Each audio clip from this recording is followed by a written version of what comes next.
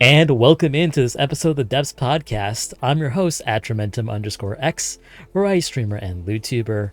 This is episode 36 of the Devs Podcast. We're talking about body positivity and fetishization in online sex work. With me, as always, is my co-host, Lady Mystique. Say hi, Mystique.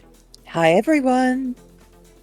We are joined by our lovely panel here today. We've gathered 4 amazing LewdTubers, sex workers, and VTubers to talk about the topic at hand. So without further ado, we're going to have them introduce ourselves, starting in order directly next to me with Mew.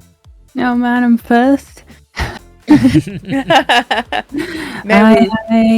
am Mew. I've been a Twitch streamer for 5+ years, and I've been a online sex worker for like 2 years or so. Yeah, hi. Mew joins us from the lovely Europe, where it is 2 o'clock in the morning. It is. It's 2:30. I actually went for a nap at around like 10:30, and then woke up an hour before. Thank you so much for staying up or waking up early to join the podcast tonight. No problem. Next the Europeans just take total goblin hours to be on the pod. So many Europeans I know can stay up to like 7 a.m. and I'm just like, haha. Me yesterday. And then still get up and do their job. Next up, we've got the Gooner Goo himself, Johnny Jellyjaw. Hello, everybody. My name is Johnny, and I am the Gooner Goo. I was a Twitch streamer for 3 years, an artist, and I was a variety streamer at that time. I started doing lewd content or VR stuff in the side of my Discord about a year ago, and then decided to try my hand at Fansly, and I liked it so much that I moved over there, and it's now my main platform. I've been enjoying it a lot, and yeah, it's what we do, and we like it. I'm also a slime and a goo.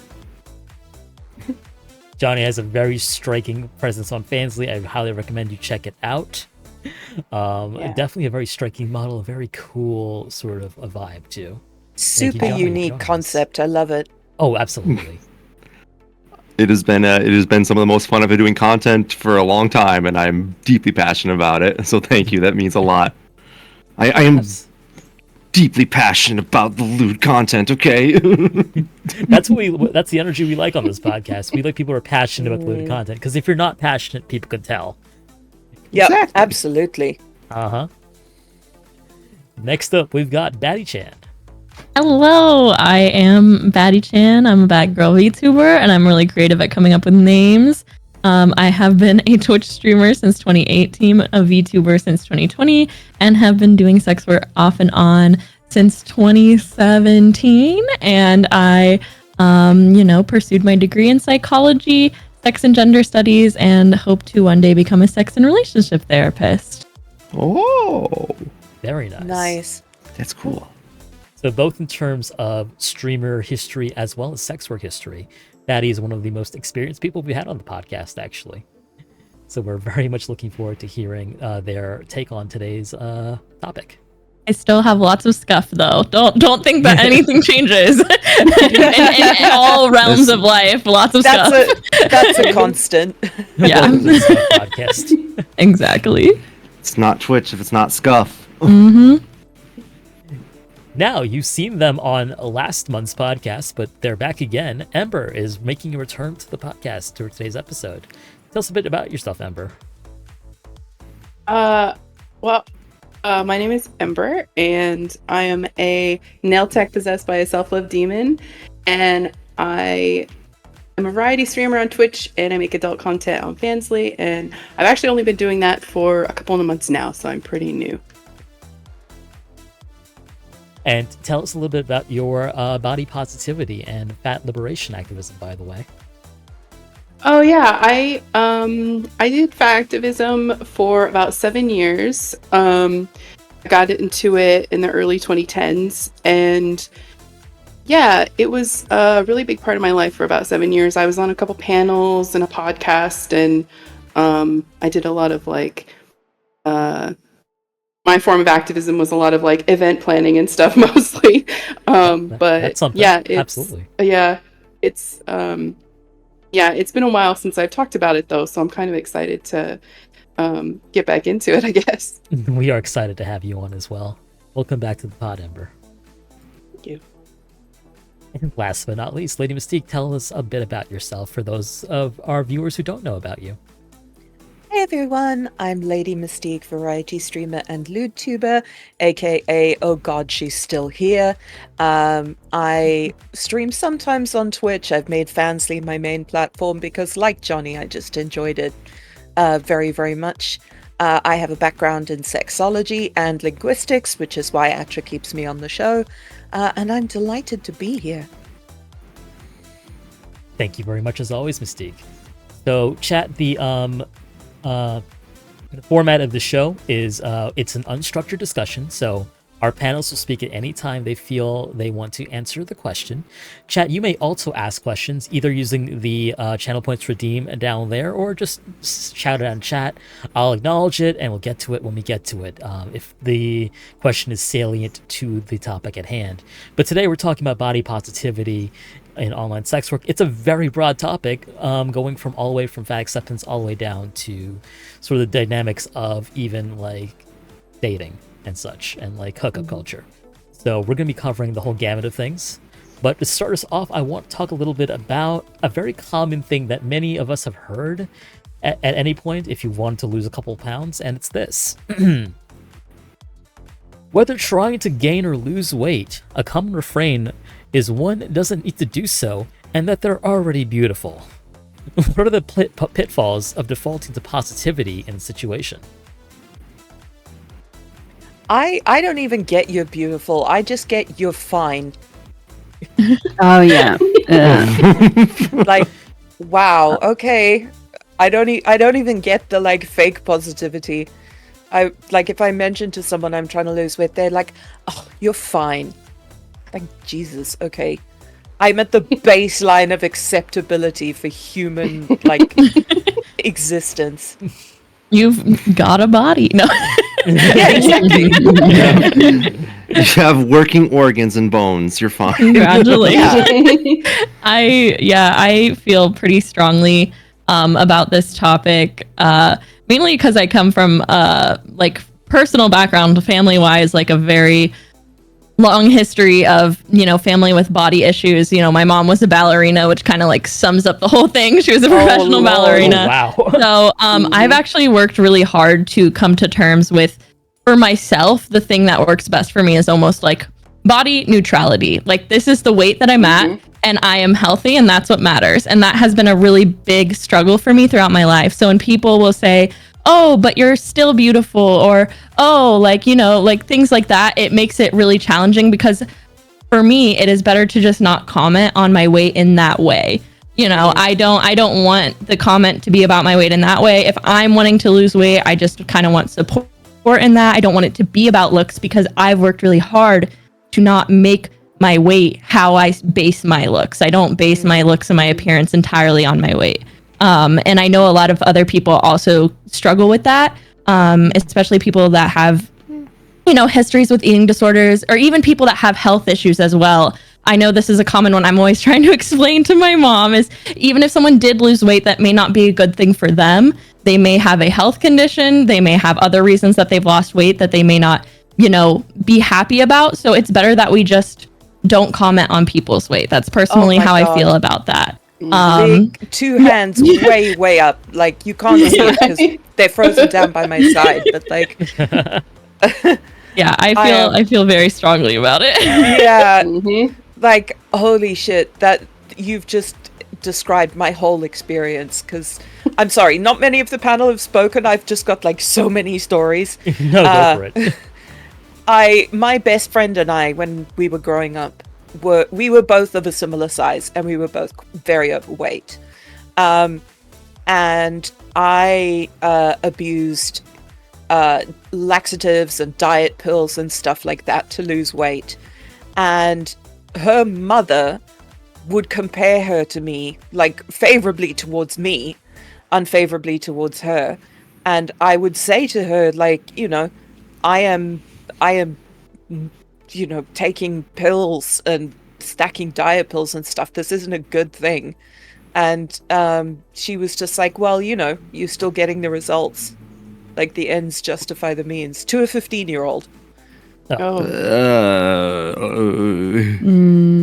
Yeah, like I feel like a lot of not good feelings come, especially when you're young, when you are expected to be like a certain body type. For example, I have a thing where my metabolism makes it almost impossible for me to gain weight, which growing up in rural fucking, deep freaking corn country, boys were expected to be, manly and muscular, and I just, no matter how much I worked out, I could not gain any weight, like maybe just a bit of firmness, but that's it. And so, especially my dad and other people in my family were like, you gotta try to beef up, Johnny, otherwise, you're just gonna, no one's gonna want to be with you. Little do you're not gonna be able to get girls. Little do you know that I'm a bottom. That was what I was looking for. On you. Well, joke's on you. I want to suck dick. I'm sorry. Can I say that on here? I don't know. Yes. It's educational. It's an educational. Yeah. Okay. But that was definitely a bit of a hang up that I had. That Johnny likes dick. I mean, yeah, exactly. There's going to be a test on this. Was it a dick sucking test? Because I'll pass. Like, I swear. Oh my God. Breathe through your nose, chat. Breathe through your nose. But yeah, like the pressure to have a certain body type was for a long time a kind of a thing that I felt bad about. Made me feel very much unattractive. But I've learned that I can be attractive in very different ways, like, being kind of a bit of a fucking femboy, and I enjoyed that very much when I was that. And I feel that's the same for everybody, because, like, here's the thing. The rule, if it exists, there's porn of it, is true. And so whatever body type you have, that is someone's type. That is something someone is very into. And that is, I think, something that is beautiful in itself. But again, your body is your vehicle through life. So make it whatever you want. If you want to lose weight, gain weight, that's up to you. That's a personal choice, and nobody should tell you what is the right answer to that question. Absolutely. Sorry, I think a lot of people do assume, if you're changing your body in one way or the other, it doesn't matter.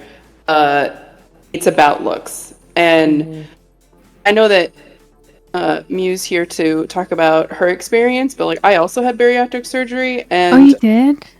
I did, yeah. And my whole reason was because I couldn't walk anymore, and I just wanted to be mobile again.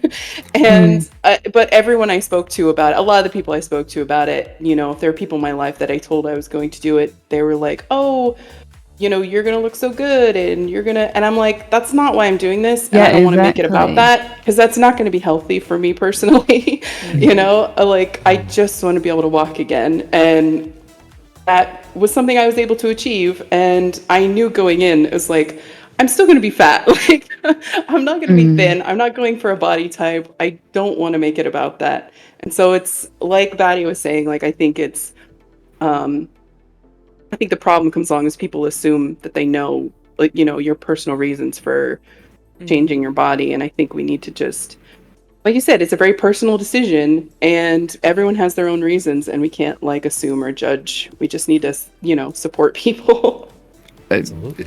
Exactly. And that's honestly why I love the online VTubing and VR space so much. Because, they say fashion is personality you can buy, because people will make assumptions on you based on what you wear. You make assumptions you based on your body, but online you can make your body yourself whatever you want it to be. You get to decide that, not genetics or any of that, like, your physical circumstances or any of that. And I think that's a wonderful thing, because I get to, like, I get to be a cartoony little fucking femboy on here, you get to be like, your ideal body type if you want, like. And I think that's just that's something I love, because you no longer have to worry about people assuming things about you based on your circumstance. You get to decide those, and I think that's great. Yeah, I get to be a tentacle monster. Exactly. Somebody read too much hentai. A little bit. It's just like one of my Japanese hentais. But yeah, so Mew also, as was mentioned, went through gastric sleeve surgery, I believe you called it. Yeah, that's right. So, like, the question that you asked was like how when people are saying, you're already beautiful, you don't need to gain or lose weight. Yeah. That's something that I found so dismissive when telling people that I was trying to lose weight. Everybody defaulting to the positivity. I understand why people do that, because they want you to feel good about yourself. But I feel like by saying, "Oh, you're already beautiful," or it's just so dismissive, I think, to like how you're feeling. What like you said, I'm not doing this to be beautiful. I'm doing this to be healthy, and I'd rather someone be supportive rather than this kind of like, maybe not fake, but I find it quite a little bit dismissive. There's an element of shallow. Toxic positivity in there. Yes, I that's think. the word. Absolutely, Yeah, that's the the word I word. was thinking of. Yeah, no, absolutely. And it is something that I faced a lot when telling people, I'm going for my gastric sleeve. It was about a year of appointments and stuff beforehand.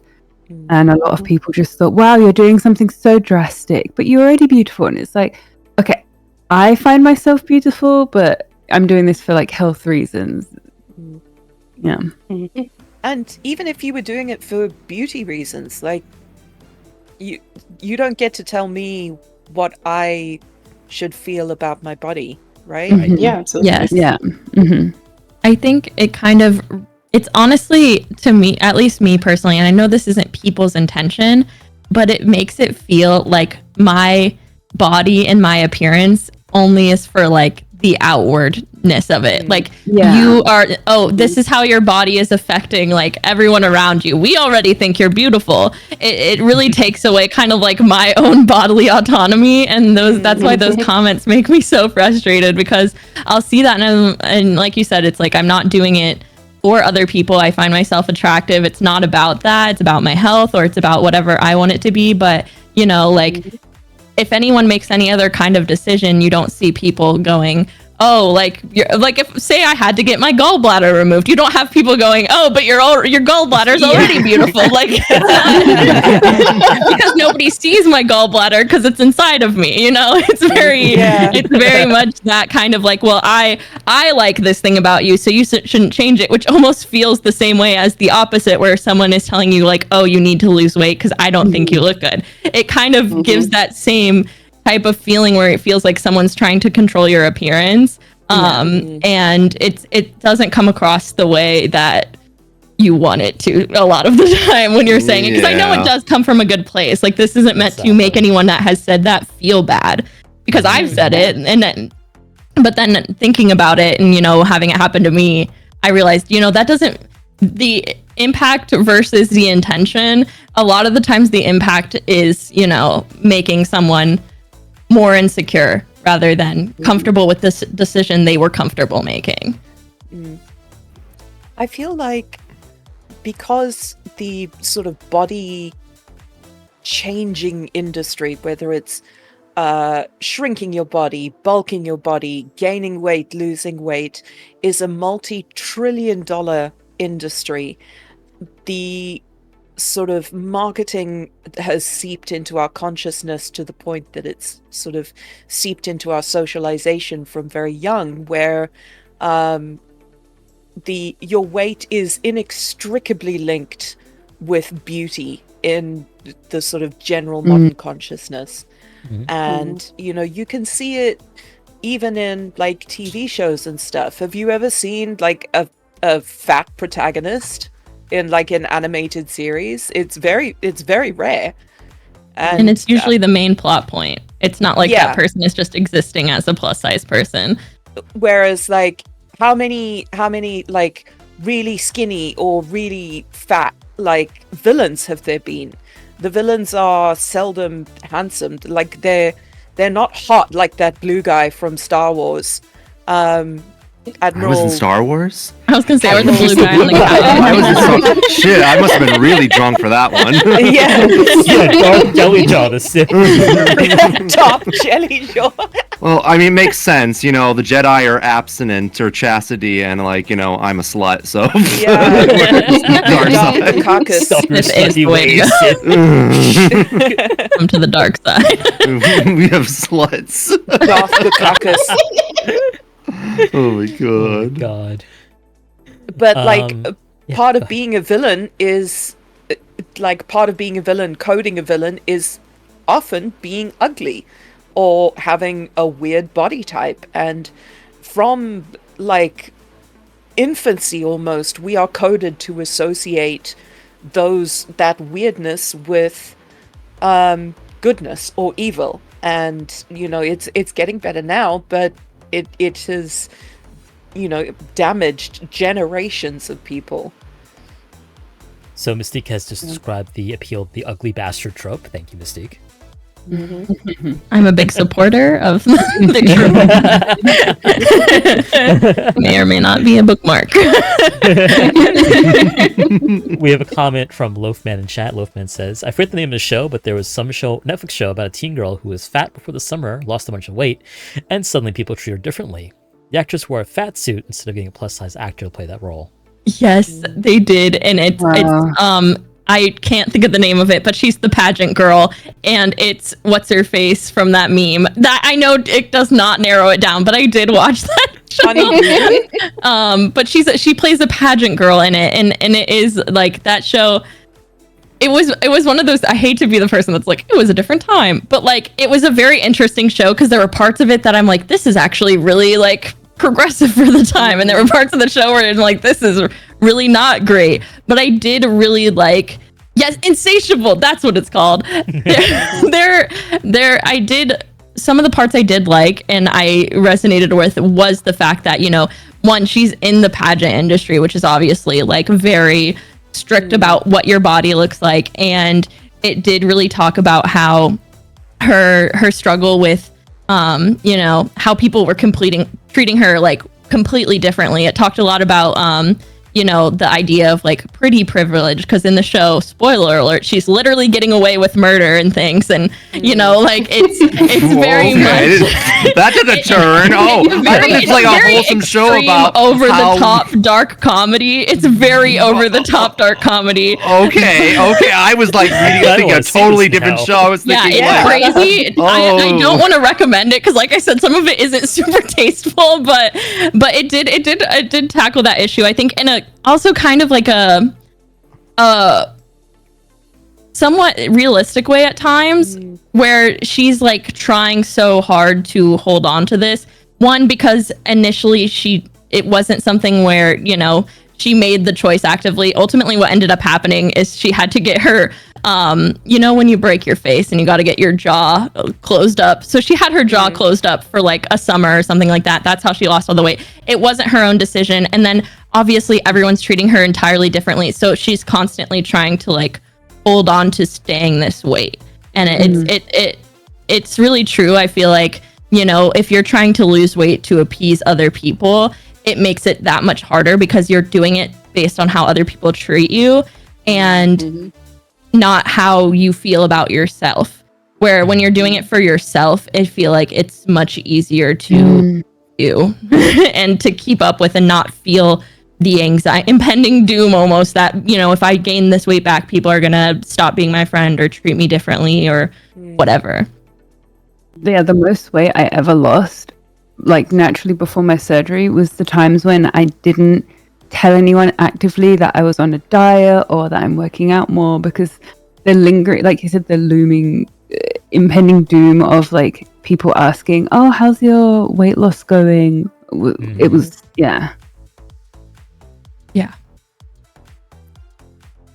I think from a male's perspective, I think that it's been really interesting to watch like the VTuber like meta sort of shifting towards guys with like rounder stomachs, dad bods, like, I know Leia's from Dungeon Mesh, she's really popular right now. Yes. And, yes, my love. And when I get art listening done to us. I like the artist always like defaults to a 6-pack, and I'm like, all right, hold on a second, like I need you to soften that up. It's not like really realistic, and some of the stuff does have like 6-packs in it, but then like when I tell them to do that, they give you like just a gigantic gut, and I'm like, okay, well, not that either. Like, yeah. I'm somewhere in between. Exactly. Like go to the beach and come back to me. One of my like favorite RPs I've done is one where I'm in like my workout gear, but I still got that little pudgy tummy. Like I'll just post it in chat if you want to see it. Give me but a like little pudgy tummy. Yeah, Oh exactly. my god, Like, just that's a little, so cute. Exactly. I love that. It's just like it looks adorable. It's like cute, soft, and it's nice, and just want to give it a little rub, And like I give people credit because they're like, "Oh, actually, you don't need to work out. Your body's hot, whatever it is." Like, because I do occasionally post IRL and whatever. I'm like, yeah, but it's not what I want right now. Yeah. Like that is something I need you to understand. Like, thank you. Like, it's very sweet of you to say, but it's like not the body that I want. You know? Yeah. And also people work out for reasons that aren't physical too. Like working out's good for your Yes. mental health. Exactly. Working out is Yeah. fun. Working out, like it is always weird when people are like, you don't need to work out. And it's like, no, like I like working out. Like, it can be fun. It makes me feel better, things like that. So it is always very interesting that people are always like, oh, you don't need to do that, you're attractive. And you're like, okay, well, I'm going for a walk because I like going outside, not because I'm trying to lose weight. The sun. Why would you go out there? I know, I touched grass. I have to come out and admit it. I'm sorry. Oh my god, your internet privileges revoked. I know. How dare you? Shimmy in chat says, "I work out because I want to eat." I identify with that. I work out because I like to drink beer. Oh, so valid. And Johnny, I'm sure that you've got like almost the same but from the opposite direction experience where like you've been told that you need to bulk up in order to be like Attractive. in order to fit in with like the male power fantasy, because I'm sure that at least for part of your life people were approaching this as though you were heterosexual. Well, so not to get too into it because it's not the topic, but I was raised very much in a very Catholic-y household, and I had took me a long time to deprogram that. It took me a long time just to accept that I was gay, even though I started looking at gay porn when I was like fucking 12 and like nonstop. It was downhill from there. But like generally, like even then, like the idea that I need to be a jock or be like big or like, have thick muscles to be attractive, like for example, not to go too into it, but like I had one of those concave chest things, and I went as far as to get surgery to get that fixed, which gave me that, but also gave me some ugly scars on my side. I'm just like, it was probably not worth it in the end because I was fine before, but like for a long time I had struggled with that in my body. But, well, two things happened. One, I kind of turned around on that to the point where I actively enjoy or I fetishize the act of sort of degrading or demeaning the male power fantasy by being like, really leaning into that femboy, like, having my manhood or stuff like that degraded because it's almost a bit of a fetish of mine. And it's kind of a lot in my content. So that is kind of, I guess, sort of like, a good equilibrium, Thanks, Dad. You pushed me so hard to be a man that now I'm just, well, Now I'm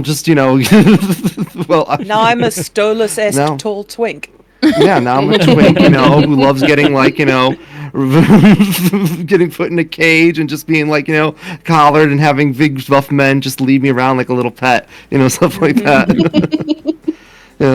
So it's an interesting dichotomy. I like to think of it as sort of, I guess my brain sort of like rebelling against those ideas that I originally did with, and I like it. I enjoy it. I feel good about myself more than I ever did back then. Once I started like, finding a narrative or a way to like live in my skin that also like, lines up with my desires. I don't want to go too much detail because we're on Twitch, but We used to do these episodes on Panelists sometimes. Yeah, I won't go. Wink, wink. Yeah, I'm trying to think of ways to describe this without feeling like, is there any way to say any of these things that is I like not getting going to get raw the stream dogged by banned? big daddy men. Yeah, okay, yes, I mean, Moral yes. is check out Johnny's fans. We will let you know when there's like an after show on this. Uncork the net slide. Or we can just explain, okay, so these are the things that I enjoy having done to me and how they fucking just fit with one my bleep, fucking like, body idea. beep beep beep. Also, I'm like, my so, window is open. that's the only way I can could describe you. Like, beep beep beep beep beep. Like a fucking Morse code. Anyway.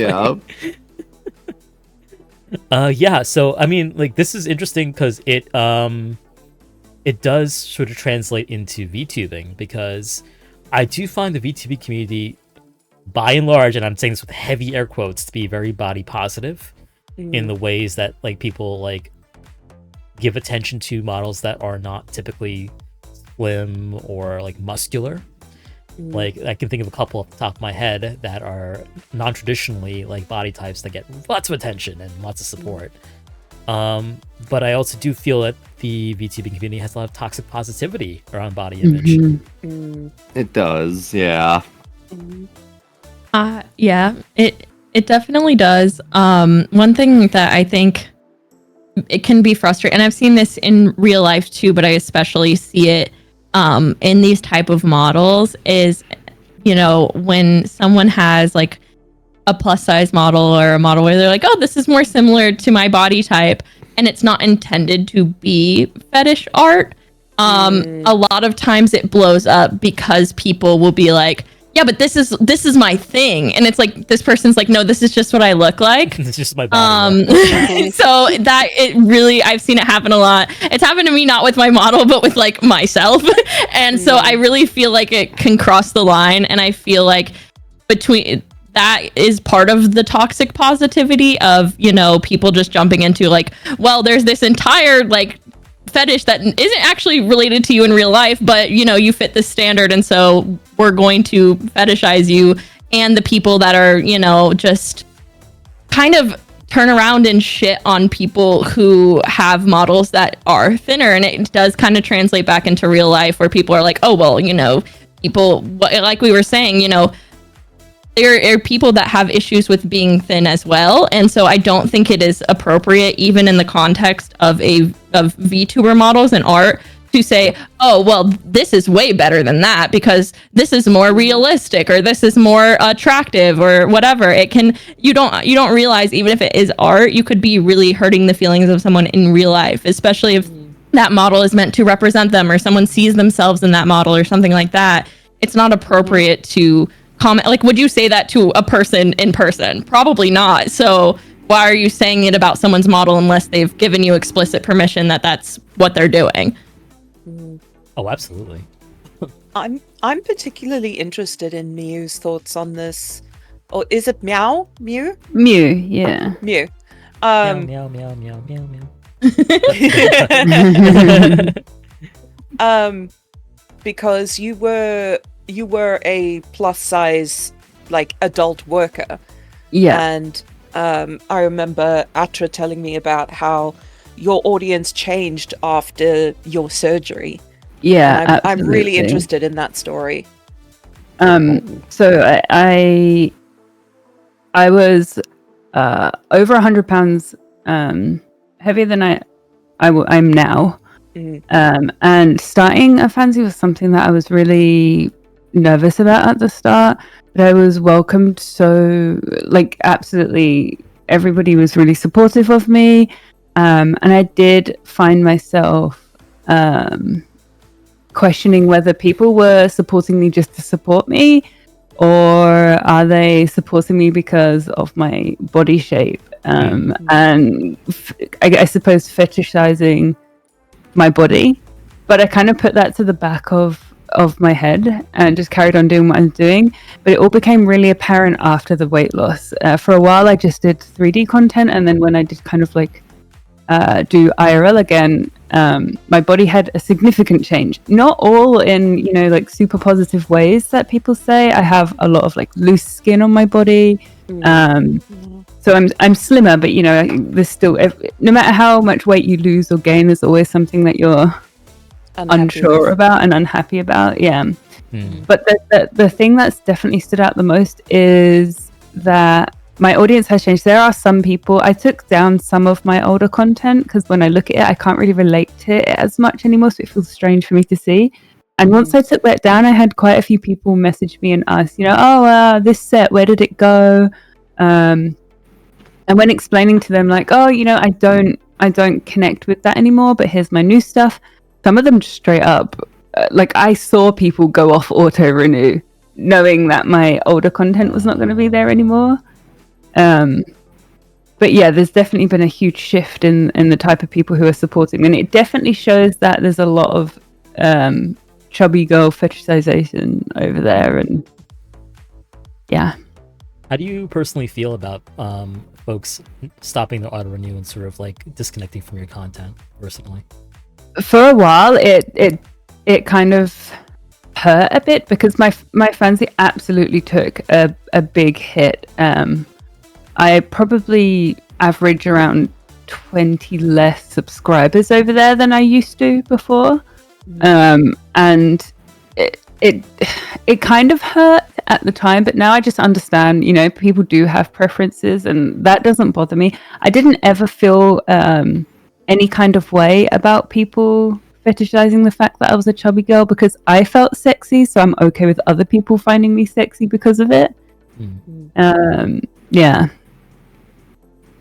Yeah, I think that's kind of like the one thing I really want to delve into on the depths is like, I think fetishization has a really bad rap, and for good reason, of course.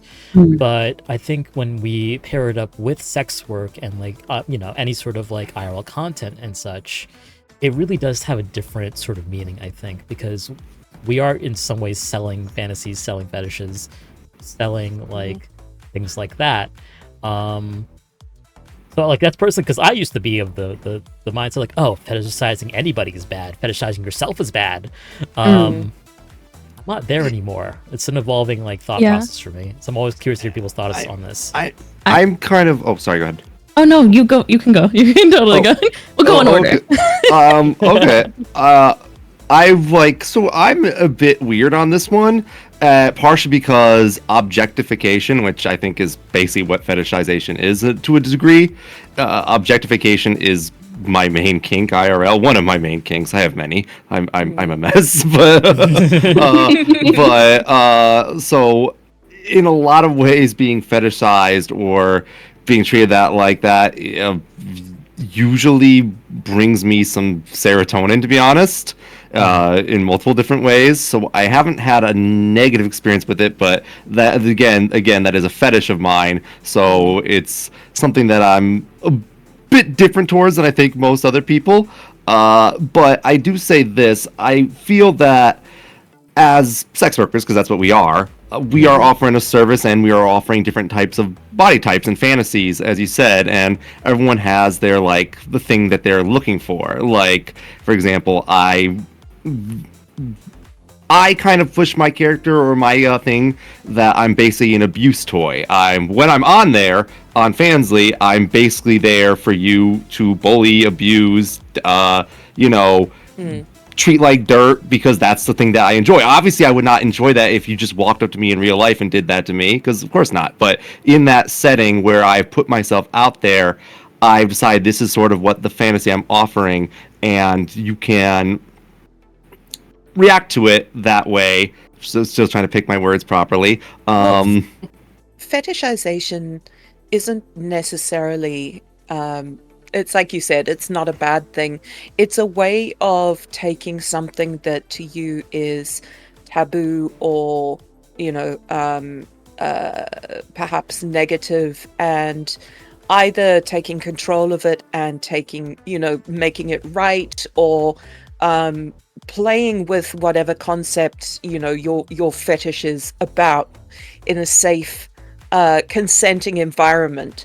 And, it's like, I would never just walk up to someone in real life and be like, oh, you stupid bitch, like, get on the floor and lick my feet, or whatever the case is. But in the context of a consenting scene, it could be like,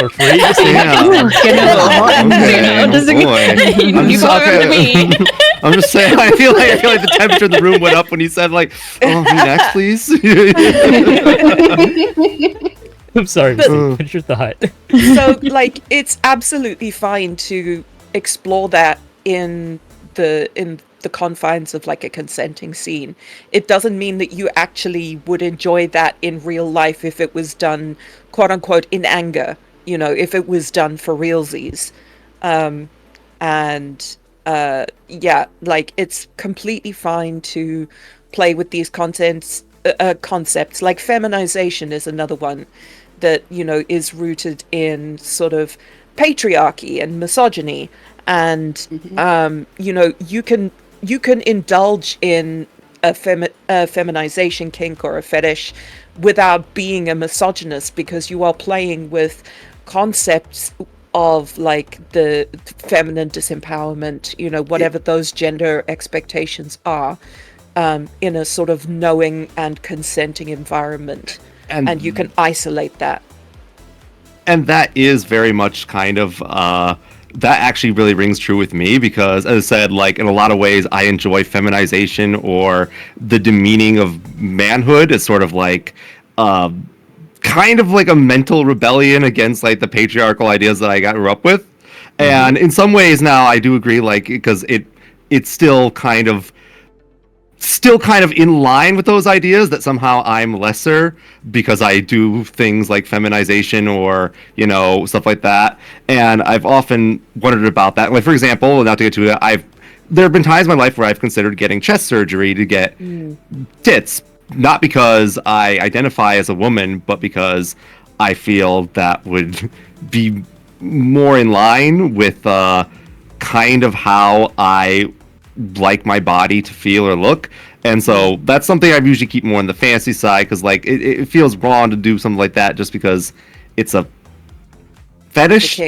It's a kink, but at the same time it's something that I'm trying to think of the proper words. I scramble my brains very easily. I'm very easily confused. But like, no, I do absolutely see what you're saying, because like, yeah, in a ways, viewing feminization as demeaning, even if I enjoy it, is in some ways still in line with the patriarchy, even though it's something I still very much enjoy. It's about doing it a certain degree, don't taking it too far, or understanding that it's more for well, you would never, like, you don't seem like the type of person who really thinks, you know, in patriarchal terms about women. Oh no.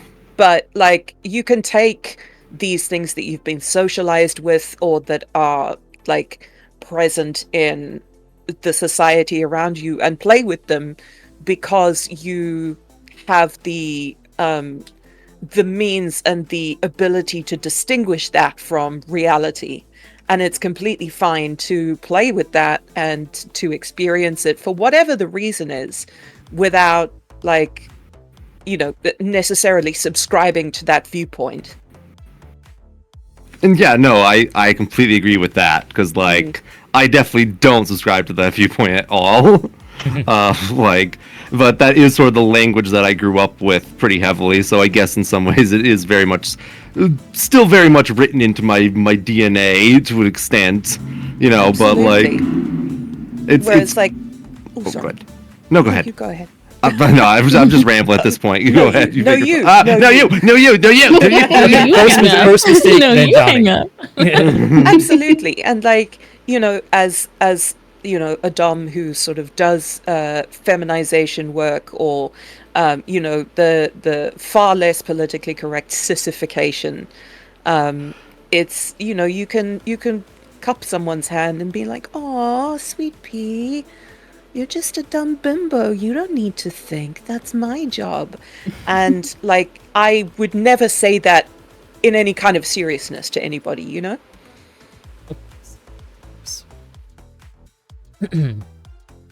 Yeah, and of course, like it's an interesting thing, like how to, because your kinks and your desires are, in my opinion, a big part of your life. We've, like, for a long time, generations before us, they were something that you had to keep like personal or closeted about. Like, it didn't matter if you were gay, straight, anything beyond missionary sex, you know, on your anniversary, you know, with the lights off, that was for the taboo. Purpose of and like procreation, okay. exactly. Right, and right. like, that's why so many of our fucking earlier generations are so dysfunctional, in my opinion, because you know, and we've, as our generations have been more opening up into that, and for generations, it's, I wouldn't say it's a lifestyle 100%, but I would also be lying to say it's not a large part of my life. Like, you know, like, way to the point where my particular fetishes and desires, especially like where, as you said, feminization or sissification or stuff like that, are, well, they're me. They are part of me. They are part of me. They are part of my identity, and I'm fine with that. Like, I've come to peace with that, and I honestly like that. That's fine. Like, I think that's okay. I guess that's my point there. I know sometimes points run away with you and you want to finish them and you're like, The how do I land this plane? The end. So You can also tell I have will- crazy ADHD. I will actually be asking you about this a bit later on, Johnny, but I do want to talk a bit about like bear, otter, and like some of the other terminology that are used for like men's bodies. Oh in, like, yeah, the twink gay otter community. bear. Twink Yes. otter bear. Yeah. I'll give you a second to rest though. The playing, 'cause I'm sure it's going a mile a minute, but I do It kind of want is. to talk about like how that body image and like body typing sort of affects expectations, like both online and sort of in your IRL. But before we go there, I want to ask a question a bit about what. Sorry, did someone have a point? Oh no, it's if we're moving on to the next one, it's okay. It's Oh totally no, okay. no. Actually, no. Go ahead, Daddy. Go ahead. I wanted to talk about, I had like a really recent experience, kind of similar to Muse, but like, I don't want to say like the opposite, but just very similar. I had done my first, like, I mean, I've done camming in the past. Like I've done that in the past, but I obviously at that time was a much different weight. For those that don't know, I have giant hunglo gongo honker badonkers. I am completely aware that is a fetish. I'm completely fine with that fetish. I really lean into that fetish. It's always been a part of my content.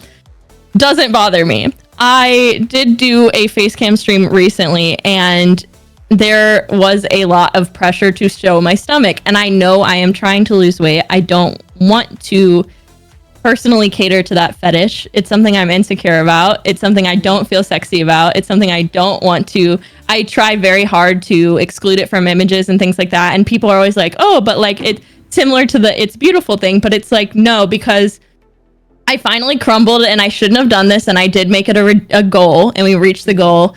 And so, yeah, I, showed my stomach, whatever. And since then I have constantly been receiving like just an onslaught of like, you should do that more, you should do that more, you need to show your stomach. I'm followed because of you showing your stomach, and it's like, that is why I did not do that. And that's why it sucks because I'm always such a big proponent of like setting your boundaries and blah blah blah. And that was just one time where I was like, okay, it won't be that bad, and I really should have stuck to my guns on it and just not done it, because I did know it was going to go down that road.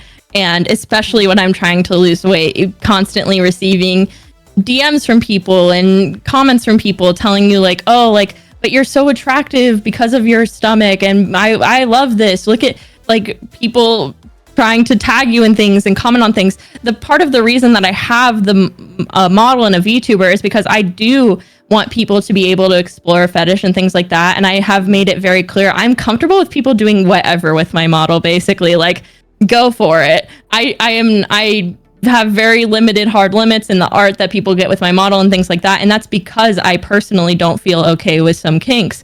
And I feel like, and it still comes back to that like, oh, but you're still beautiful thing, because even I feel like things like, bellies and stomachs and things like that, because of the toxic positivity, when you're trying to shut down someone who's trying to fetishize it, they take it as, oh, well, you don't think it's attractive. And it's like, no, I am not into that kink, and I'm trying to lose weight.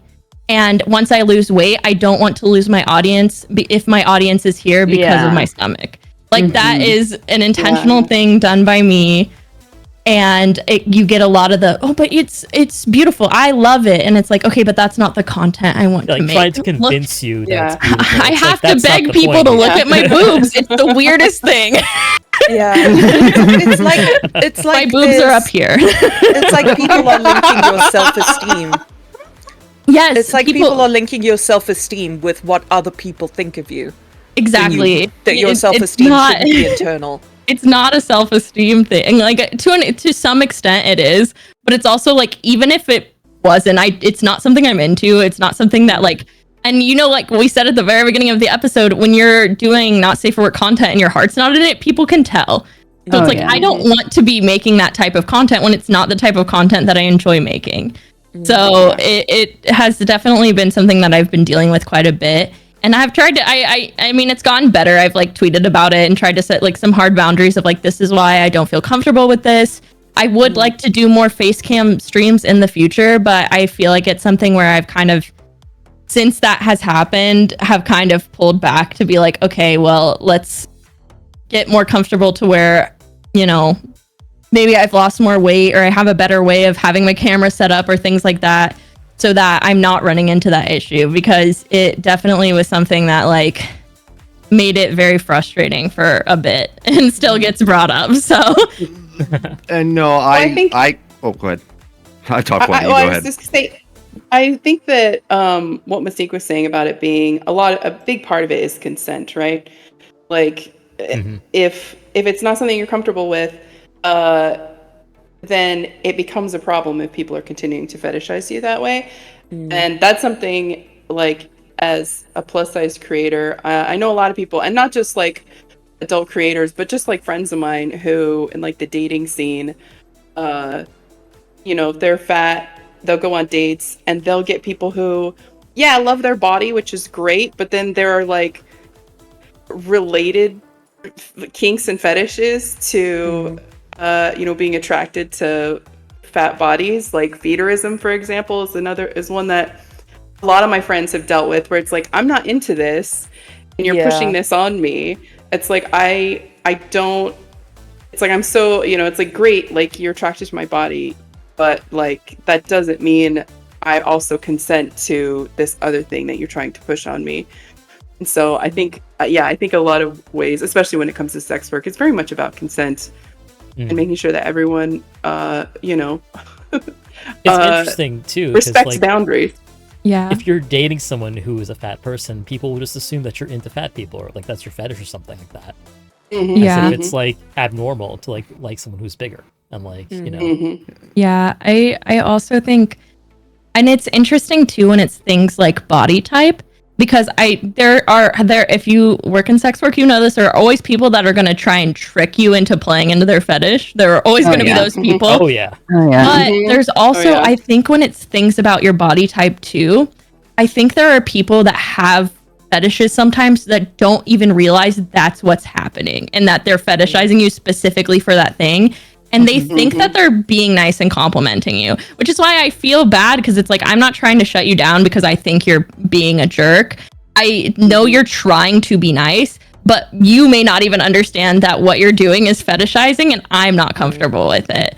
So it especially with body type stuff, it's very weird, because obviously if it's something that's like a super obvious kink or fetish, like, you know, like for example, this is a body type thing, but it's a little bit more obvious. It's like feet stuff. Like people know feet is a kink. There's a difference between finding a certain body type attractive and then fetishizing a certain body part. And I think some people maybe have not even realized that they do have a certain kink or fetish. And so they're being like, no, I like this. It's beautiful. But the way that they're talking about it is not like just a compliment. And so it's always such a delicate issue. And that's why for me personally, like, I don't even want to like put it out there, you know, because it's just like a whole ball of issues. It's like we had kind of semi-opposite experiences with it, because I leaned into the people liking my body as a bigger girl, and sometimes I do have regrets that I did that, because then it has made content now. I have to work a lot harder, because I don't have a obvious, I don't know, distinguishing feature. Yeah, exactly. But yeah, it's really interesting to hear like the other point of view. Yeah. There's also like a commodification of bodies as well, because like, for example, like if there's an older or like fatter or plainer guy and he has like a hot girlfriend, people will go, oh, he must have money. Yeah. Yeah. Because like your body is a commodity, and you know, in these people's minds, and like people are like, yeah, you can't be attracted to someone for who they are if you are, quote unquote, hotter or more fuckable than them.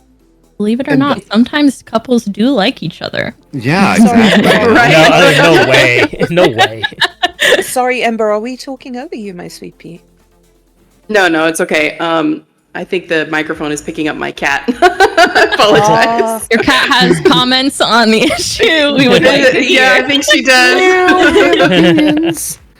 does. But like, yeah, as you said, people make assumptions about you based on your body or who you are, what you can do, and like, I think that is just that's an issue, but that's what I love about the VTuber or the VR space, in that your body is really just a pair of clothing at that point. People, like, for example, like, so brain's thinking, like, I don't think I would have ever been able to get into streaming without, like, VTubing,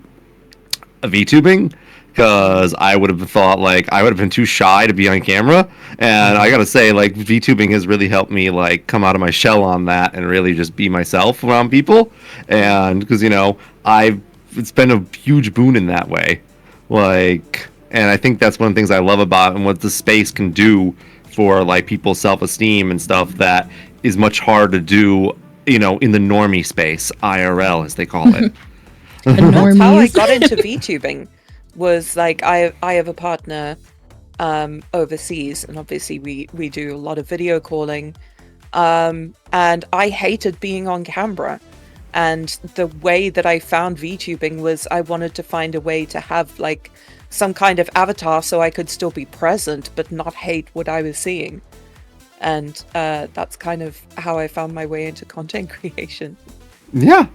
Like, it was basically the same for me. Like, it was COVID and I just moved, and so a lot of my friend circle had basically dried up, so I was like, this VTubing thing seems cool, might as well get back into that. I can do art, I can see about making a character, and yeah, before you knew it, I had my first model, made myself, and then eventually got this model, and I've loved it. It's been great.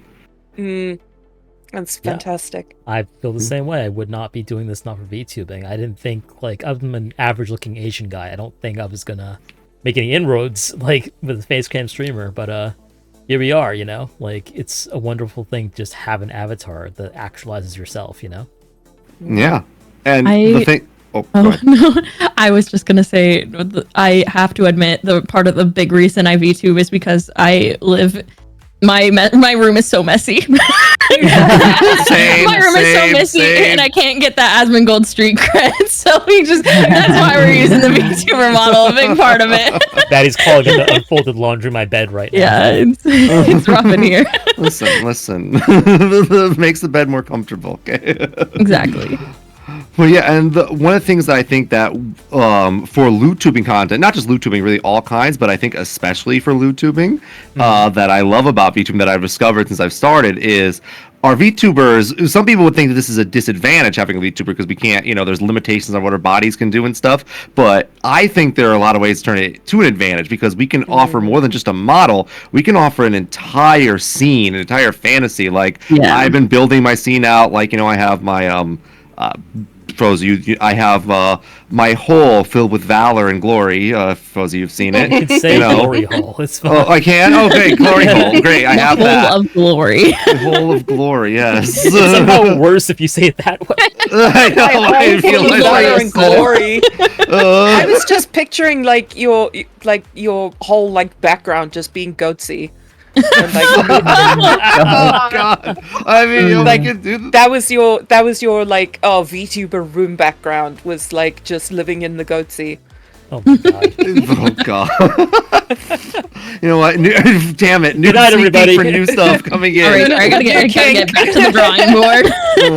Get to the drawing board. Damn it! It stole my idea. But yeah, no, like you can build into a whole thing. Like I've got plans. I had raving scenes, back alley stuff. Like I really want to set up the scene that this is basically just a dirty, like, drug sex fueled rave party with prostitutes in the back alley. Really like I said, Grungy, yes. People, because like there are a lot of people that are into that, but don't want to have to get a tetanus shot, and that's what I provide for. You You've Apparently, achieved those are that. I very just want to expensive. say. Yeah, exactly. And they Exactly. hurt. Not in Yeah. a good way. No. It's like I don't want to have to get on prep to masturbate.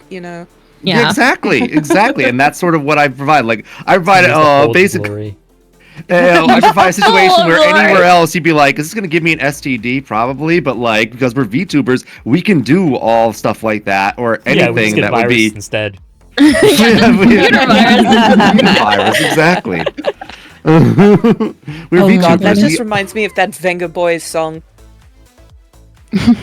where it was about like having casual sex and getting an STD, but it was like couched in computer language. That's what we're doing. That's what we're I doing do not know here. that one. It's called Chicka Bow Bow.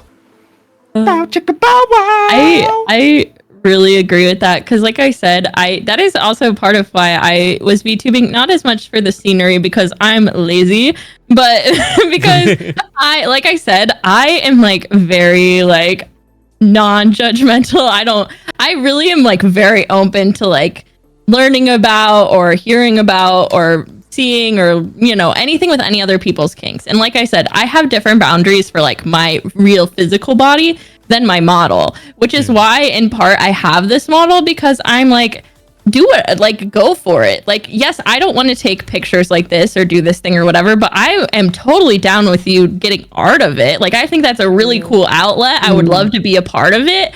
I think that's great. So that's like a big part of it for me is like having this kind of like avatar to allow people to express their kinks and fetishes is super cool. And I definitely can resonate with that of like, I'm not going to go do all these things myself, but go for it with the model. Like that's super cool. So I guess the question I would ask now, this is both for VTuber and your IRL bodies as well. Would you ever cater to content that fetishizes your body type? Why or why not? I did, I guess. That was like part of my thing once I kind of understood that people were really enjoying my body. I started doing custom work for those who requested it, like playing around with my stomach and jiggling extra and stuff like this. And I don't know, maybe I didn't feel too bothered by it. It's different now. Now I kind of look back and I think, gosh, how do I feel about that now that my body's not the same? But at the time, it just felt completely okay because I love what I do on Fansly, but one of the things I love the most is the fact that people can enjoy me in all different kinds of ways, and that's kind of my thing. I like getting you off. I don't know if you like my body. And it's nice to have people turned on by your body. Very nice. It is. Yes. Yeah. Absolutely. Especially when you're in a place in your mind. Like for me, for a very large part of my life, I would not look at myself in a mirror. I would be avoiding myself at every possible way. I wouldn't even walk past a shop and look if it means that I would end up seeing myself. But then I started the fanzine and so many people, I mean, my partner, my IRL partner, he completely loves every part of me. He loved me when I was bigger. He loves me now while I'm slimmer. But at the same time, I still felt like I had something missing, like I didn't love myself. And I do think the validation of people subscribing to me and enjoying my body back then really did give me a confidence boost. I was going to ask you about that, Absolutely. how you felt like people finding you attractive at that time, like how it affected your body image and such. It definitely helped a little bit. Like I bought and wore lingerie that before starting Fansly I wouldn't have even considered would be okay with my body. Like I like, for example, the Mo Flavor sets and things. Yes. Before people telling me I look good in these, I never would have even considered it. But now yeah, that's it. Absolutely. For sure. Yeah. Yeah, I've done. Oh, Who wants to go? Go ahead. I literally was just saying, yeah. That was it. Okay. Yeah. I'm done. And also, no, I've done very similar. Like I said, I'm not comfortable with like fetish content with my personal IRL stomach, but like I said, I don't think like people like boobs, yes, but I don't think when I say I have giant mommy milkers IRL, like they are large, and so I'm fully aware and do really feed into like some fetish content with that. Some people are just there because they like boobs, but I know some people are there because of a fetish, and I am completely comfortable playing into that. And it's actually interesting because like with my stomach, it's something I was uncomfortable with. It's just something I don't feel comfortable fetishizing, but like there's other parts of my body where I have had a really positive experience. Like for example, with my feet, I'm very insecure about my feet, and I have actually gotten a lot of compliments on my feet, and that's like helped me feel a lot more positive about my feet and comfortable doing that kind of content. I do still need to get a pedicure before I feel comfortable posting things, but if anyone's got $60, no. But I have become a lot more comfortable with it. And it's just it's very interesting how some things it is like I feel a lot more comfortable in that way because of it. And honestly, I feel like kind of setting the boundary with my stomach stuff has also made me more confident because it's really, like I said, helped me take back my autonomy of like how I want to look and how I want to feel about that part of my body. And that has really been cool for me and made me a lot more comfortable with it as well. So, I mean, it's empowering. I definitely, yeah, it's very empowering, and I definitely do like feel comfortable with it. And like I said, for my model, it's even more so like go for it. I don't care. And it's funny because when I started my I remember when I was first becoming a VTuber, I was not planning on doing any of my sex work stuff with my VTuber as much in the beginning. So I was very much like the opposite. Like I was like, okay, we cannot have big boobs on my model. And as we can see, that did not last very long. It was very much like I just wanted it to be. And then as I became more comfortable with myself and more comfortable with the fetish content around it, I felt more comfortable making my model truer to my actual physical appearance. Absolutely. I kind of agree with Batty on that. Because like when I first started doing this, and like I said, I've only been doing this for a couple months, but like I never really thought that I would do anything IRL, but now I am sort of starting to, just pictures and stuff. And I'm sort of the same way where it's like I feel a lot more comfortable, posting photos of like my body parts that I like, that I'm comfortable with. And there's some where it's like, I don't really feel comfortable posting this. But I also know that even like a year ago, I wouldn't have ever considered posting any pictures of my body online, not in this kind of context. And so I don't know, like, maybe I'll over time get more comfortable, maybe not. Like, I think like Mia was saying, that external validation can be very helpful for your self-esteem, up to a certain point for sure. And so I don't know. And as far as my model goes, I'm very comfortable. Sort of same thing with Batty, where it's like, yeah, I'm comfortable with whatever with my model because it's not actually me. It does sort of give me that room to sort of play around with things maybe I'm not comfortable with IRL. Yeah, well, there's that remove as well. It's like, ventriloquists, their puppets can say things that they never would like in real life, because there's that, it's still you piloting it, but it's at one remove. And I think this is very much a similar thing. We're just mechs, baby. I also, like, a thing that I always end up saying to people too is I'm like, I think my model is hot. I made my model to be hot. I am okay with you thinking and this is for me personally. Some people, that's not their thing, but like I made this model to be hot. Like, I am totally okay with you thinking it's hot. I also think it's hot. I'm not a Batgirl in real life. Sorry. Like, I think I've got a crush on my model. I actually have a pinup tattoo of my model because I designed my model because I think she's hot. You know, so I'm totally okay with other people thinking that.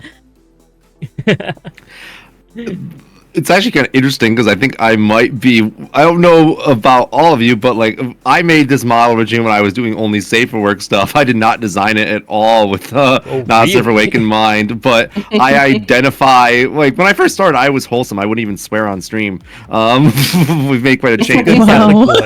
Yeah, like a little church boy. I'm like. It's weird. The reason I kept it and decided to change or redebut was one because models are expensive, but also I really identify with this model and I don't want to, or this character, and I wouldn't want to stream even if it's a sexier model if it's not a character I identify with. Because like, where's the fun in that? If I can't identify with it, how can I imagine all these things being done to me? You know, if that makes sense. Absolutely. But yeah, that's sort of like one of the things. I think I identify with your character, like personally, is very important because you know it's in a lot of ways it is your face for like a lot of this online content. But I don't know. What do you guys think about that? I relate so hard to that because like I also I didn't design my first model to be like sexual at all. Like my first model looked like this, like super kawaii, like So cute. So kawaii. Have confidence. So poofy. I know, and like with the little heart ahoge, and I designed her to be like some kind of candy themed thing, and like it was a process to get to where I am. Yeah, I'm like feel I was talking about this yesterday in VR chat. I'm actually like in the process of changing my whole entire everything when it comes to model, because I've had this design for like over 3 years, and I feel like I lost some of my no, I don't feel as connected to this as before. Like even in VR chat, the model is generally quite a larger model in terms of being tall and thicker. And now while I'm in full body tracking, it doesn't feel comfortable. So I have kind of lost a little bit of my identification within the model, like what made me make this design. So as much as I absolutely love everything about my branding, I'm ready to kind of move on, seeing as I had such a big shift in my life, body wise, mentally. Yeah. I think Go ahead. I definitely I designed my model based on me. But I remember talking about this on the last episode. My model is basically me, which is true. But I think at the time I wasn't being completely honest with myself because it is very much an idealized version of myself. But I find it really interesting because I actually the first like NSFW art that I've had done, the artist actually drew Ember as to look actually more like me IRL, which I found really fascinating because when they sent me the sketch, I was like going to be like, oh, actually make it look more like the model. And then I was like, you know what? I think we should just leave it because I actually liked that it looked more like me, as far as my body goes and everything. And I don't know, I have my, I'm going to get a live 2D model at some point, and I don't know, maybe I will change it to reflect my body a little bit more because I really did like that art. I would love to see this design moving. You are so fucking cute. Yeah, I think it'd be really good. Well, and this is just like Oh, sorry. I was gonna say this is very much just like the chibi version of my actual model, but yeah, it's a pretty good representation. And you don't see a lot of IRL. I do have pink hair, yeah. I love having pink hair. But it's also like you're one of the few femme VTubers that has short hair, which I really love. It's super unique. Yeah. True. Well, and when I first had the model, when I first had the character drawn, I hadn't like fully committed to like doing like VTubing or anything like that, and so I wasn't really considering what would appeal to like VTuber audiences. And I realized that my model in general is very it's very simple in comparison to a lot of VTubers. But like I don't know, I don't think I would change it though, because it is very much based on me, and like Batty was saying, like it's based on what I think is cute, what I think is hot. So I don't know. Yeah. Simple models are great. I mean, I'm just this guy with a hoodie. Like Yeah. I got a lot of mileage just wearing a hoodie, honestly. Yeah. It's like someone said many episodes ago, it's like Catgirl, Demon, Octopus, like Fry Cook. The guy, the Fry Cook from Denny's. It was like fry cook. Wait, that's interesting. What's the fry cook about? That has piqued my interest. Yes, that's new. I haven't seen Fight to the that Park before. Yeah. Let me grill this patty for you, baby. Oh, damn. Look at all that meat. It's so funny that everyone immediately went like actual real life fry cook, and I was like, SpongeBob? SpongeBob. There's the clip for the show. He would make a great lewd tuber. He's full of holes. Yeah. Oh my god, can you imagine? Which hole would you use first? SpongeBob, me boy. SpongeBob, me boy. Oh my god. So while we're on the topic of art, actually, I did want to ask this question, and this is in some ways it's based on some of the recent discourse on Twitter, but the show was not was conceived before that discourse happened. But You're a prophet. yeah. I suppose it is. Well, it's not even like being prophetic. Like it always happens. It always crops up every couple of months in VTubing. The 2-week VTuber cycle. Yeah, it's like throw a dart, you'll hit like some kind of discourse. It's either like model discourse, artist discourse, or like body positivity discourse, male VTuber discourse. Just pick one. But yeah, so here we go. Often art of chubby or fat bodies, especially femme bodies, is subject to particularly harsh critique, particularly if you're not looking fat enough, quote unquote fat enough. Is there a pitfall in trying to police depictions of bodies online, or is this a valuable aspect of the discourse? I think I have an unpopular opinion with this one, because I do have kind of a problem with people.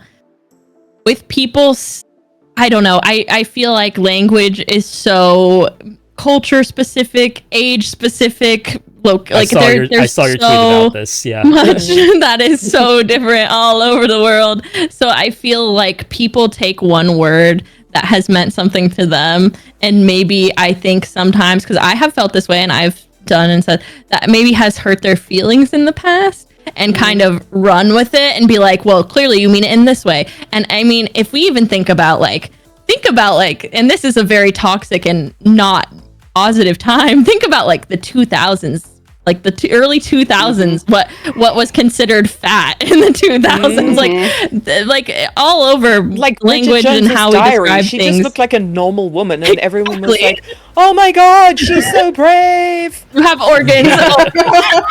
I definitely think that obviously, and I think that it's also a lot of people assume intent when they are like, oh, you called this person and this art fat or chubby, and it's not always necessarily meant in a negative way as well. I think that kind of sometimes the dialogue needs to shift from being like, oh, like no, this is exactly what this means, and this is this size, and this is whatever, and needs to shift to like, okay, why are we so offended that someone said that this was a certain body? Like, this is like, especially, I'm gonna just specifically say the word chubby because it was the big one. Yeah. I feel like that word can mean so many things. Like, to some people, it means not fit. Chubby.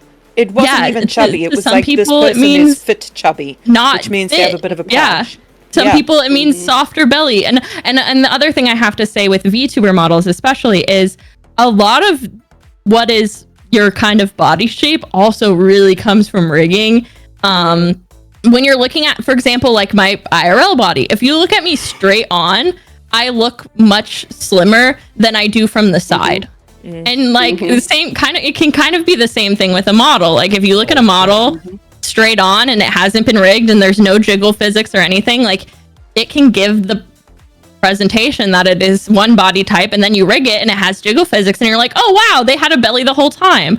And I can understand why people are upset by it. I can understand why people are hurt by it, especially like in real life, when people are, you know, people that are straight sized, meaning they can, you know, go shop in whatever store, get a small medium, are claiming to be plus size and taking away opportunities from people that are plus size. That's understandable. But someone like using a word to describe something that to them is a certain body type, I don't think is really hurting anyone or taking away from anyone. Personally, But, I mean, personally. I think I agree with you fully.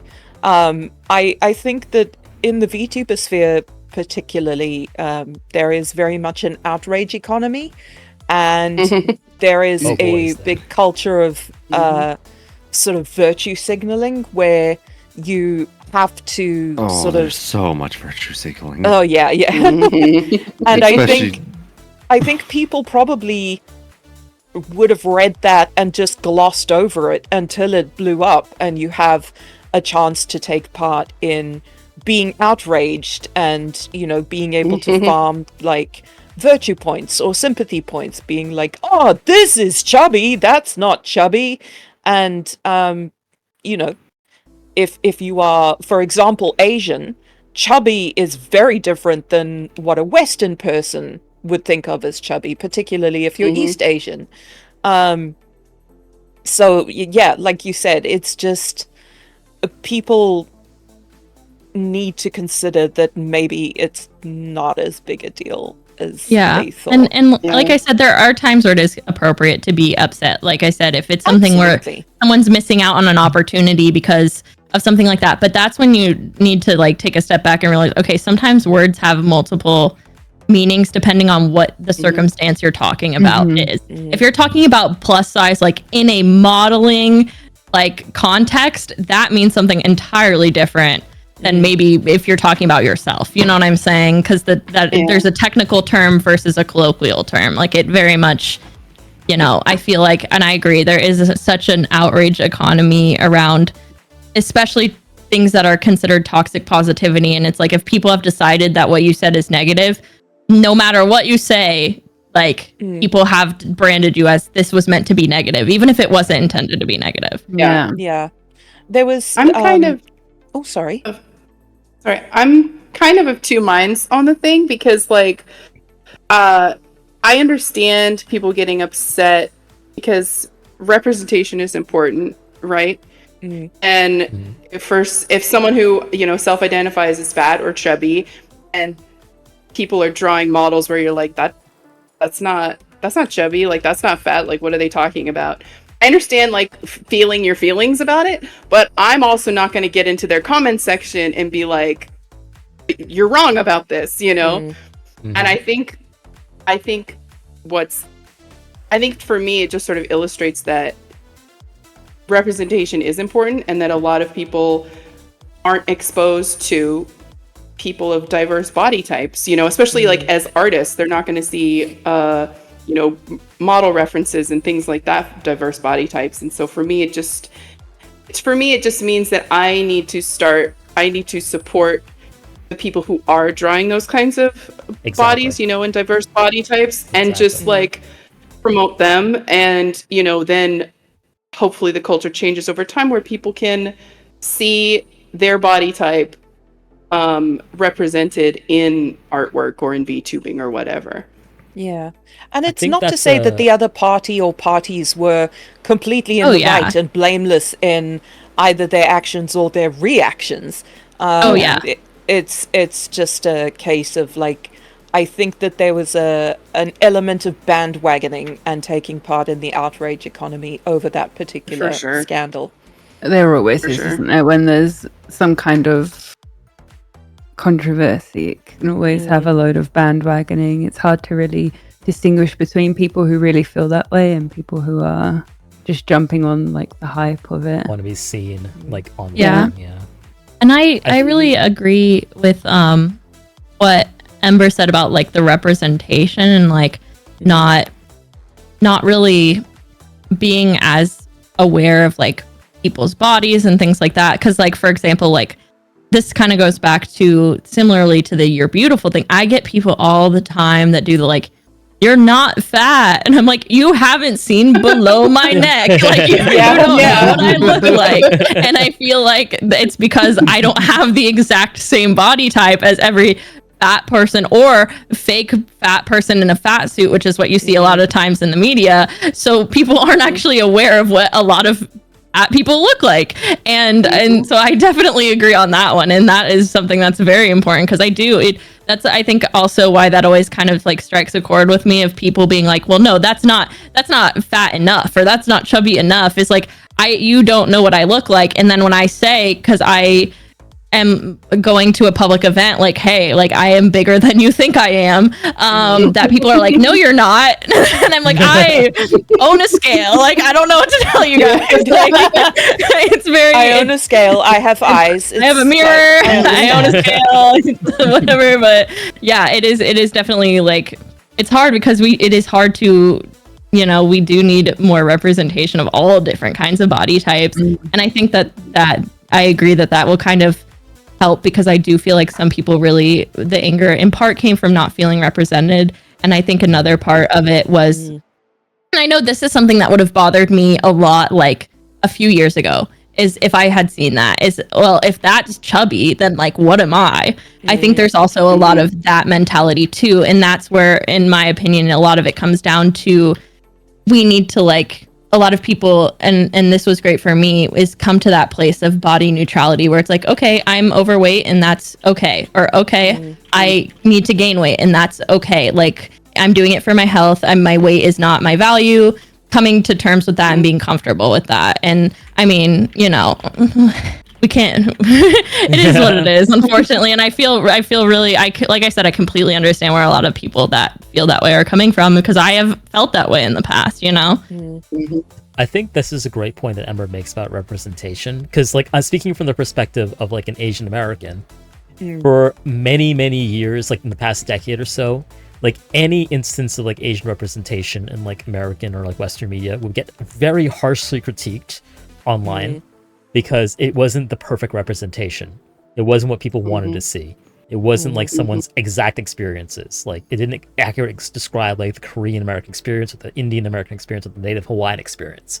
And it just got to the point where like we're like cutting things into pieces and pieces, increasingly smaller pieces.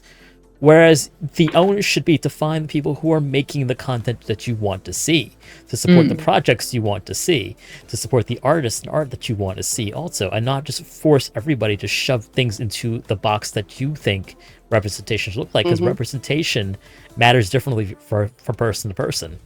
Well, because you can't like put, I was gonna say, you can't put people, it's hard to put people in those boxes, right? It's like, because it, you know, like using your example, like one Korean American's experience is not going to be this exact same as another Korean American experience, and so you can't be like, oh, this is the representation of this all Korean person's people. experience. Yeah, Exactly. It's like you can't do that, and so that's why we can't put our we can't force our representation of an entire group of people onto one piece of art or one piece of media.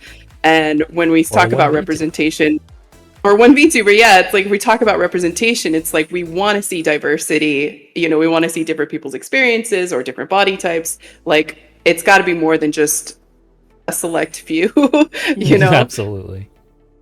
There's And like actually a great. they are out there. Like they're all out there. There's so many different types of VTubers, so many artists out there that make like the good art. And you So could many. just retweet 4 people that make like the art of like that you like, rather than screaming and shouting at someone who's not doing it the way you want it. It's easier to pick apart and criticize than it is to actually go and find like a solution or like contribute to a solution.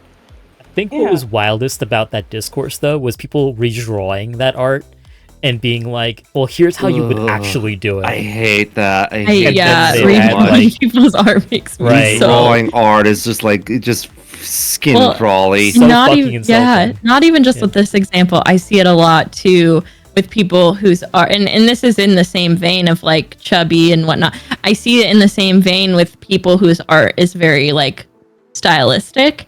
And people will be like, well, this anatomy is not right, and redraw. And it's like, the Yeah, I anatomy is hate not that. I supposed hate to so be yeah, it's a fucking accurate. cartoon, you fucking asshat. Literally, it's stylistic. I'm sorry that Mickey Mouse is not a real mouse. I don't know what to tell you. Animals don't talk. Zootopia 0 out of 10. I'm just like fucking hell. Oh, Yeah, I hate that shit like so paying much. homage is great. Like where you're like, oh, I love this character. Here's my style or my like, here's how I drew them. Versus like, oh, I'm fixing it because you did it wrong. Yeah, yeah. Drawing more lines, more folds, more loose skin, bat wings on the thing. It's like, what are you doing exactly? Yeah, and not everybody has, like, that's the other thing too, is I feel like when people are fixing art to make it like more plus size, it actually has such a negative effect, because I personally, like, for example, like I have like a B belly body shape, and you like, until very recently, you never ever saw that anywhere. Even if you were watching something where someone is plus size, you never saw that. So and especially, which is surprising because it's extremely common. And unfortunately, it's extremely common because a lot of it comes from sucking in your stomach. So it's just a vicious cycle. But having never seen that for the longest time, I was like, I think I am probably the grossest person ever. I'm the only person who looks like this. Something is wrong with me. And so that's why I also have a problem with the art fixing, is like, you're now saying like, this is what a chubby person looks like. This is what a fat person looks like. And there's so many different variations and body types. And that representation is so important, because there's no right answer. So when like you don't see somebody that has, maybe you don't have a lot of loose skin, or you do have a lot of loose skin and that person is not it, or you don't have stretch marks, or you do have stretch marks, and you see something else, and that's all you're seeing over and over again because you've been told that this is the correct way to be plus size. It hurts really bad. Everywhere, like there's, it's not just in that body types too. It's in like right way to be gay, or right way to be trans, or right way to be anything. It's like just like, what are you talking about? No, you're not. There's so many people online just try to become gatekeepers. I'm like, who the fuck gave you any authority on that? I'm just, yeah. There's a great point upsets me. in chat as well about it being a perspective thing. I'm a bigger guy and I think bigger people are hot, but I don't feel hot. That is like, I don't know about you guys, but that is very much my experience. Like, I think loads of other plus size people are hot, gorgeous, drool worthy, and I look at myself and like just want to die because I feel like I'm the ugliest, worst person in existence. And that can be true for literally any body type. Like, we've internalized this dictatorial discourse of like how you are supposed to be correctly feminine or correctly gay or whatever it is, that like we can support and find it attractive in other people, but when it comes to ourselves, we can't show ourselves the same sort of consideration. Yeah. And it very much is like that.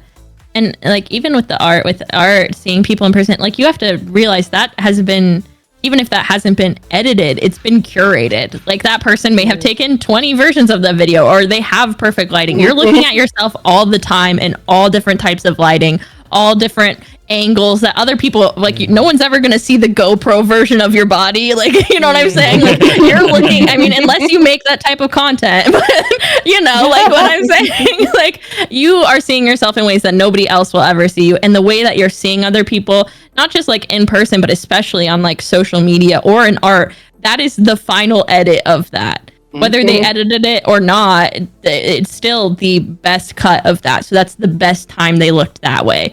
So there, you have to, like, it's so hard to break that habit of being like, oh, I see this other plus size person and they look so great in that outfit, and then I put that outfit on and I look terrible. But then you come to realize, oh, it's because they're posing like that, or oh, because the lighting is better, or you know. It reminds me of front on, yeah. Yeah. It reminds me of, I can't remember who said it, but there's a quote that says, don't compare your worst day to someone else's highlight reel. Yep. Oh, that's and a I good feel one. that way. Yeah.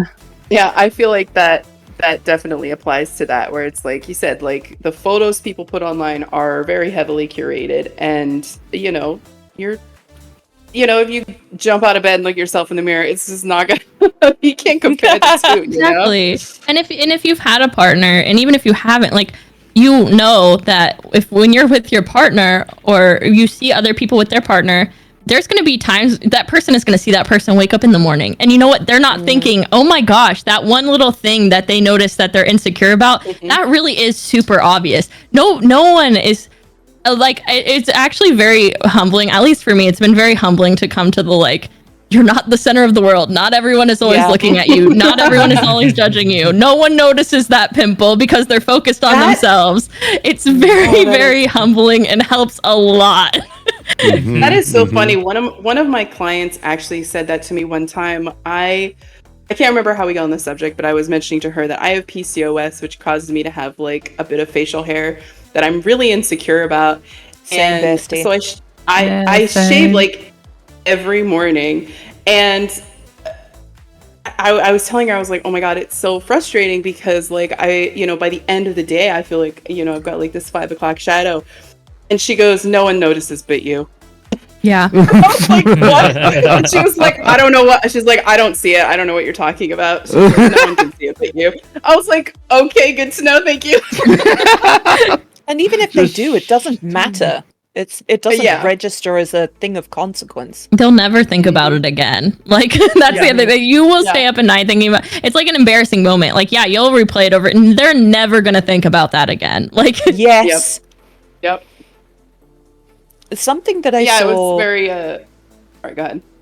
Oh, something that I saw online that was kind of mind-blowing for me was, like, people preach self-love, again, to, like, a toxic degree. It sort of goes into the toxic positivity of, like, oh, if you can't love yourself, how are you going to love other people? And, like, it's hard to love yourself. It is hard as fuck, but when the post was like, just start with self-respect. Like, people deserve basic dignity, and I am a person.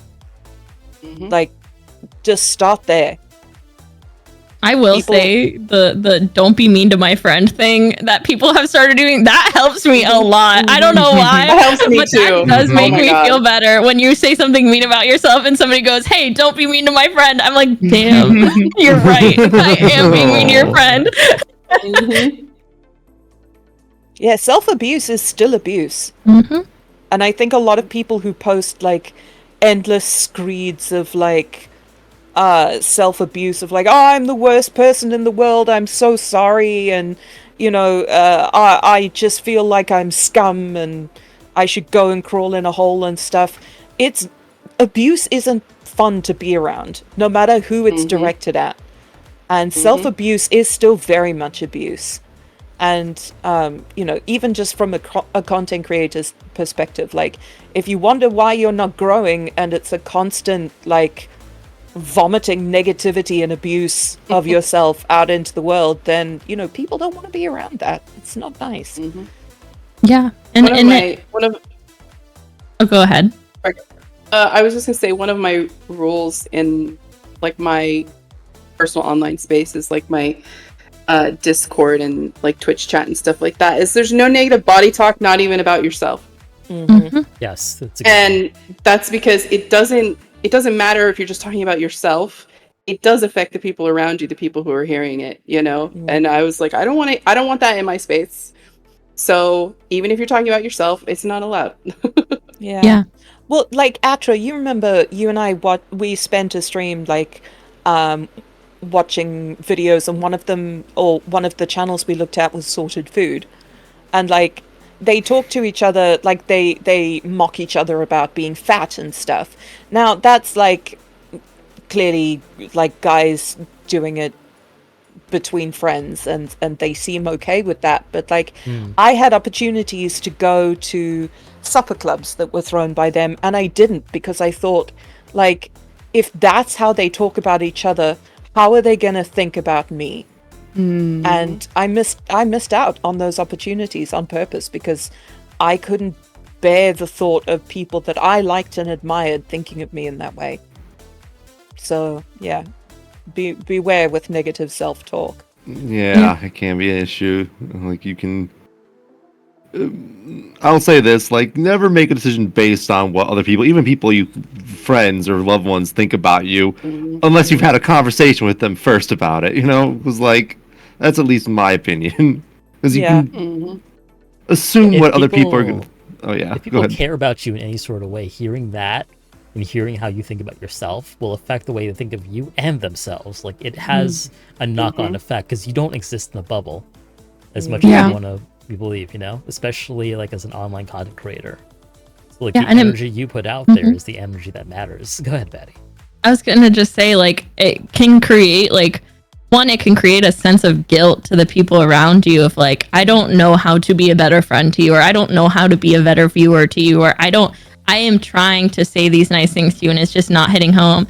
And additionally, you know, like, I hate to say it, but like, it is going to make it worse. Like, fake it till you make it. Unfortunately, when it comes to negative self-talk, it does help to just not say it. Like, Yeah. Yep. when you say it, you are hardwiring your brain to believe it. So if you are just if you just need to go, okay, I can't post or talk about it because it's bad for content. If that's what you have to do to get yourself to stop doing it, it will have a positive impact on you. And then you'll be like, okay, maybe I can start doing it for myself. Because, and that's why I don't like the, like, you can't love anybody until you love somebody else. Because sometimes you do need that, like, okay, I'm doing it for work, or I'm doing it for streaming, or I'm doing it because if my friends find it annoying, I'm doing this positive thing because I need a reason. And then you can finally start to kind of break down that wall and care about yourself more. Because I know that was a big thing for me. It was like, I can't be posting negative stuff. It's not good for the brand, It's you know? not, And then no. It's not. Yeah. It's true. Like stop If thinking you don't it, think you're 'cause the it's shit, not on why your are people mind. think you're Yeah. the shit? exactly. Yeah, exactly. But yeah, fake it till you make it. I hate that the way that that's phrased, but it does. It's true. It will help. It It will is help true. you It a lot does to help, just at not least, even let to it a leave your degree. mouth. Mia, what do you think? Sorry, I was eating grapes. About You've just been quiet for a little while, so I was Oh, thinking, sorry. like, no, I was please listening don't in. apologize. I was like, I was wondering, as like someone who has done a lot of IRL work, like how does that differ from VTubing, where people are sort of, they feel that they're critiquing the thing behind the model, versus like, you know, if you were to do that, you'd be critiquing yourself, the thing that other people see and see as attractive, versus like an avatar. Sorry, that question was really long. I feel like I'm so sorry. Look, wait, I'll condense No, it. it's all good. It's So all good. people see you like doing IRL creation, and they find your body very attractive. Do you feel that there is, like, have you seen that there is sort of any more or less of an impact if creators talk badly about themselves IRL versus like talking about themselves behind the avatar? I really don't like when people like naturally use negative self-talk as like a a joke or something like this. I find it happens a lot in just streamer culture in general, not just VTubing content. It's not good for you. I think maybe Batty said it's not good for you. It's not good for your content. Not good for your brand. It's not good for your brand, anything else. But I do think we're all maybe guilty of doing it at least once or twice, whether you're saying, oh God, I woke up and I look like crap today or something like that. It's not putting out the right vibes, and it really should be something that we try and keep a hold of in content creation. Yeah, I like that you said that we all do it too, because we do, and that's I think also where the positive, the like overly positive. I can't think of the term. Why did I forget the term that we've used this entire time? I was like negative positivity. That's an oxymoron. The toxic positivity comes into play. Is like if you're a person that's like never speaking negative, and then like one day you're like, oh dang, like having a bad day, guys, like gonna take off, or like, say something negative. Everyone says something negative sometimes. To have everyone in your comments be like reprimanding you because you said something negative is not going to help the person feel better. Like I said, like if it's something that's just like every once in a while, because we are human beings, we can't be positive all the time, but like, don't reprimand that person. If you don't have anything nice to say, don't say it, and don't say something nice that's backhanded, because that's even worse. It's also like, we all have bad baddie day. Bad. We all have bad days. I'm sorry. We all have bad body days. I'm a little tired too. We all have bad body days, but like I never want to be out there posting like, oh guys, I feel so ugly today, because like I'm like my community is very supportive. I'm gonna get lots of comments like, oh no, you're gorgeous, you're handsome. Like I don't want that pity from you guys. Like I don't want to have that sort of interaction where I need to get that sort of negative validation back from you all. Like if you find me attractive, like you should be able to say that without me begging you to do it. Yeah, exactly. I don't want to fish for people to tell me I'm like hot because I'm having a bad day. Yeah, do you find that your audience gets angry, like if you or someone like talks badly about yourself because you're an IRL streamer and they find the IRL you attractive? Yes. Yeah. Oh my gosh. Yes. And I think I see that a lot, because I will say things about being fat. And if I'm using the word fat, I am never meaning it in a negative way. And I will say something about being fat and people are like, oh my gosh, stop being negative. And I'm like, this was not a negative comment. It was a statement. Like that is a word. I did not mean it in an insulting way.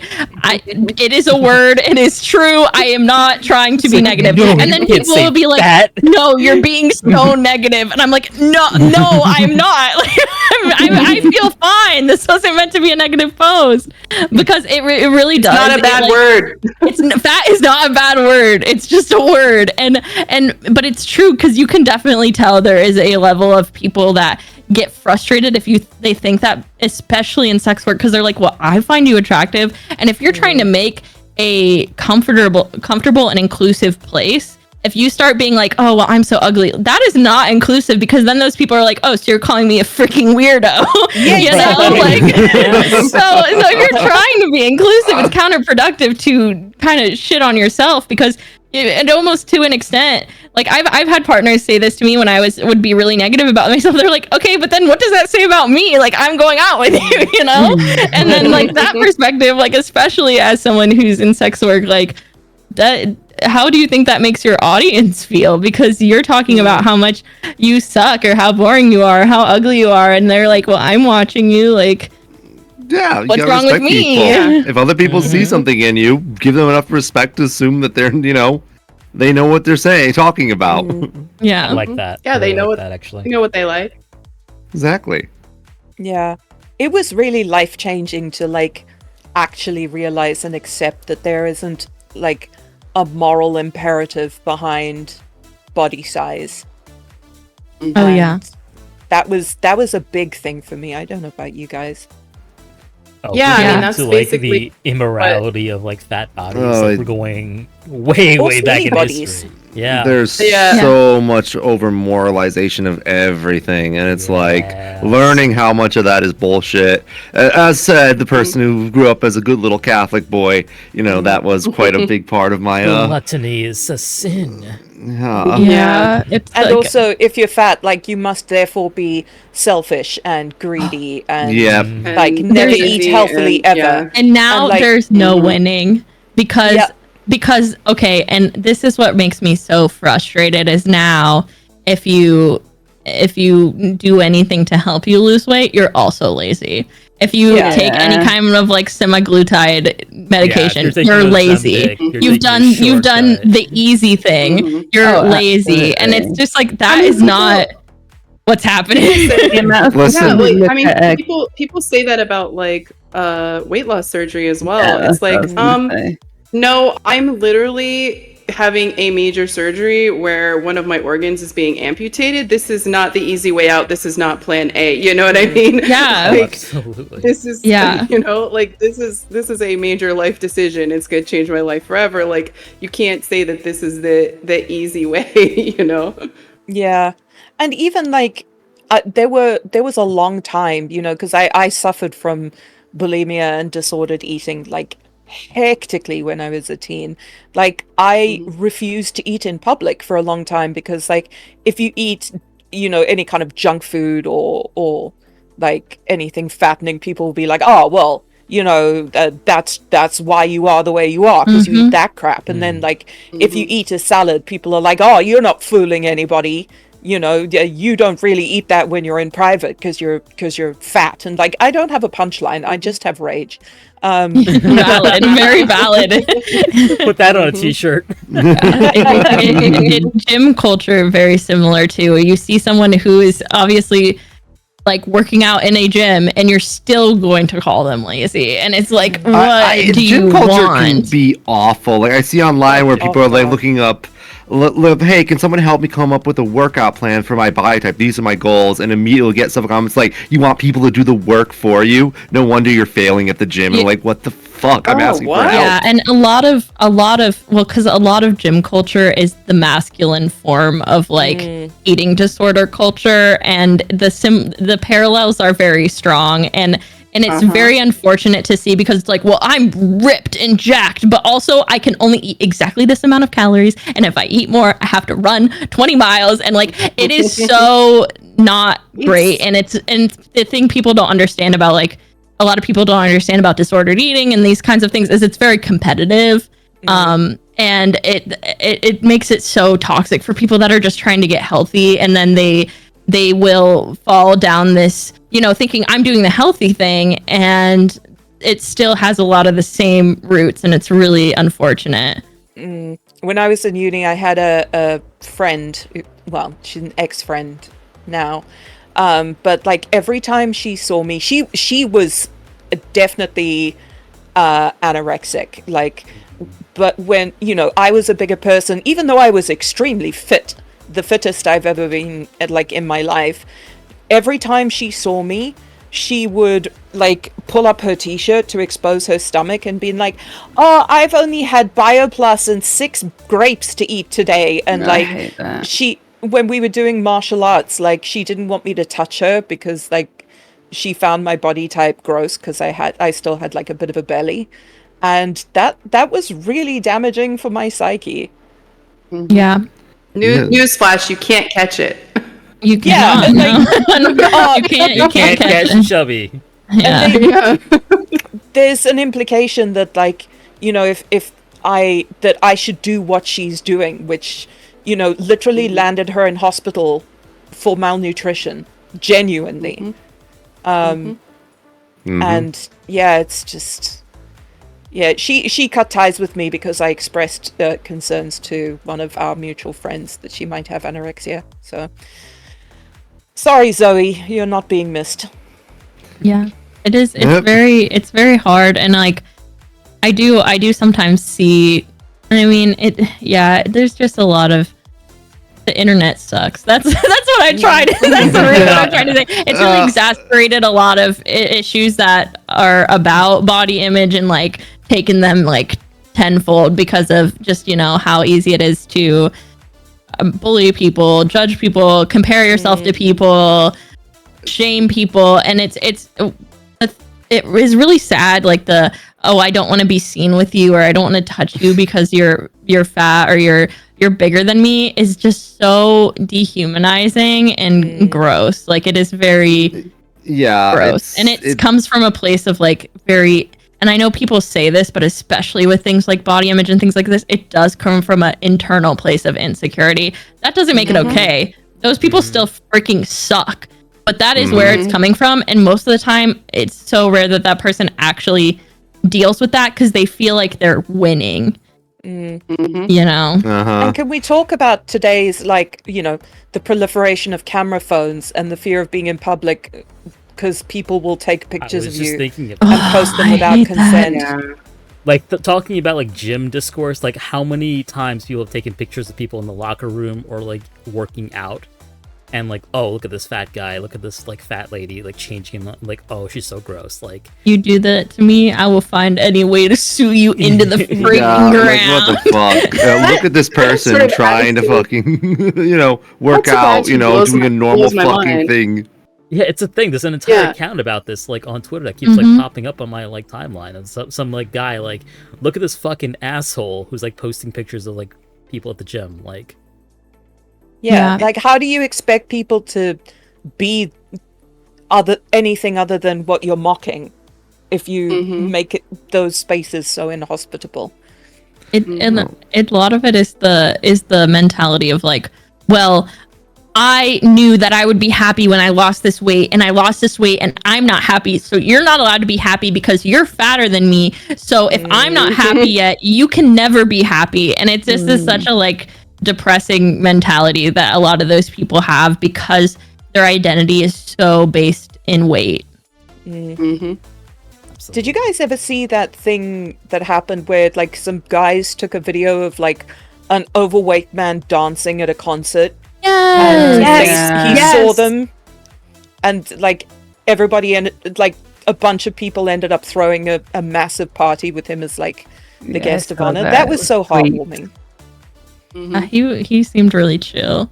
I felt like I don't know. I don't get how people enjoy that kind of behavior. It just has no appeal to me. The thing is, the small-minded people, their greatest ambition is to feel like they're better than the people around them, and it's usually a shine that they're fucking lesser.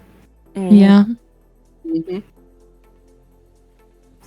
That's at least my take. Unfortunately, like, I don't have a super amount of say on this topic because I'm of the opinion that no discussion on the internet has much value. That is so real. You are so real for that. Yeah. There's when no it's pictures, discourse. It's different, I think. Like, I live in fear of being snapped and mocked online. Same. I very much feel that. I like know specifically when I started to feel that way. Like, I have a vivid memory of like the first time that I was like so insecure about being in public. Like, it's very, I feel the same way. And I do, especially like as a VTuber who goes to conventions in person and is fine with meeting up with people, the like, I don't want to take pictures with you. I'm also just like, and I don't even mean this in a negative self-talk way, I am not photogenic. I do not know how to pose. Like, photos are just not happening for me. Like, I can take really good selfies. I don't know what it is. I never learned how to pose. It's not happening.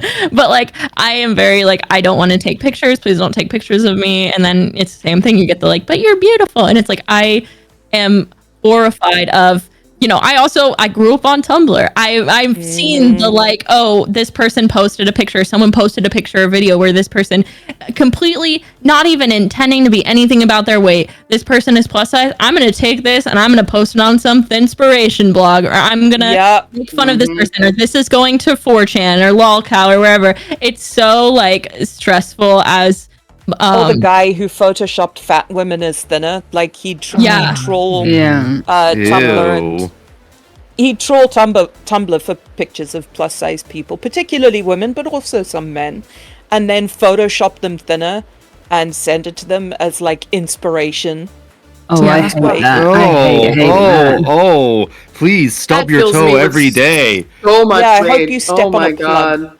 Please just. Oh, no. Yeah. That's It's terrible. Please turn your. Just have like bottom Legos glued to the bottom of that person's feet for the rest of Yeah, their I life. hope you step Yeah. on upturned plugs every day of your life. By the way, chat, the depths is typically about 2 hours long, 2.5 sometimes. So if you have any final questions for our guests, please get them in now. Yeah, this has been such a fun discussion. Oh, yeah. Yes, I Yes. figured it would be. It's the first time I've done like a podcast style thing on someone else's stream, so it was a really good topic for me to speak on. I loved it. Absolutely. Here's a question I had prepared, and it's about like it's an advice question now for like because my community and like a lot of the viewers of this podcast are themselves LewdTubers or prospective LewdTubers. So here is a question. It's what advice would you give to anyone looking to get into making IRL lewd content, but are insecure about their body? I would I probably say like make sure. Well, one thing that I made a mistake with when I first started was not dressing for my body. I don't know if that makes sense. Yeah, I can Yeah. agree. Same. I was maybe buying things from like, I don't know, cheaper places like Amazon and stuff, and it wasn't well fitted, so I didn't feel happy and comfortable in it. But once I found like a German website, I think, which had plus size lingerie that was made for my body type. Not only do I feel like people obviously gave me the validation, say, "Oh, you look lovely," but I felt really powerful when I was dressing in the correct sizes, even if it can be a little bit hurtful sometimes to see your size or have to go up a size or anything like this. Once you do it, and then you look at yourself and you think, "Oh wow, I can look this way. I just needed to get the right size and get the right fitting." And it's really important to feel confident in yourself first. This is actually very interesting because so I don't know if you guys have seen this Twitter account. It's a guy who roasts like menswear like takes, usually for conservative men, but he basically like looks at their outfits, and like his number one critique all the time is like, your outfit's too tight, like it's too slim fitting. You think this looks good because it's really slim, but it looks terrible. The reason why menswear looks good is because it drapes better, and like it doesn't have to like crushing your insides. Yeah. And it's Yeah. like Bodies are beautiful. You should be highlighting the right. I don't know. If you dress And if you're plus correctly- size, you so don't have focused. to wear baggy, like, Yes. potato sack clothing Yeah. in ditzy florals. Like, One. I wear leggings Yeah. and, like, those big belts that you cinch, like, just under your bust, even Yeah. though I'm an apple shape. And I think it looks great. And I Yeah. would never have worn them previously because I would have worn a circus tent. One thing that has helped me with that, and has also helped me feel a lot better about myself and my content, is sometimes it's good to actually, like, even if it's not really your type, like, learn more about other IRL creators. Look for people that have a similar body type to you. Like, that has been really helpful with, like, posing, with finding outfits that might look good on me, with things like that. Definitely, like, even and the other thing is looking at these creators, I'm like, wow, this creator looks gorgeous or super hot or whatever.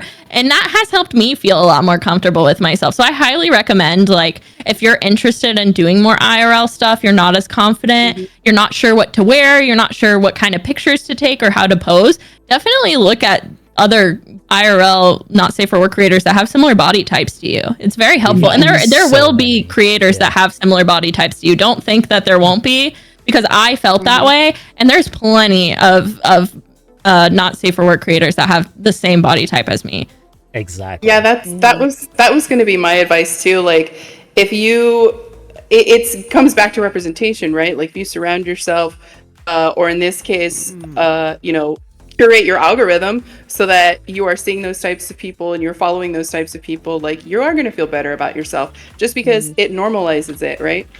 And that was absolutely going to be my advice too, because that is something that has really helped me as well.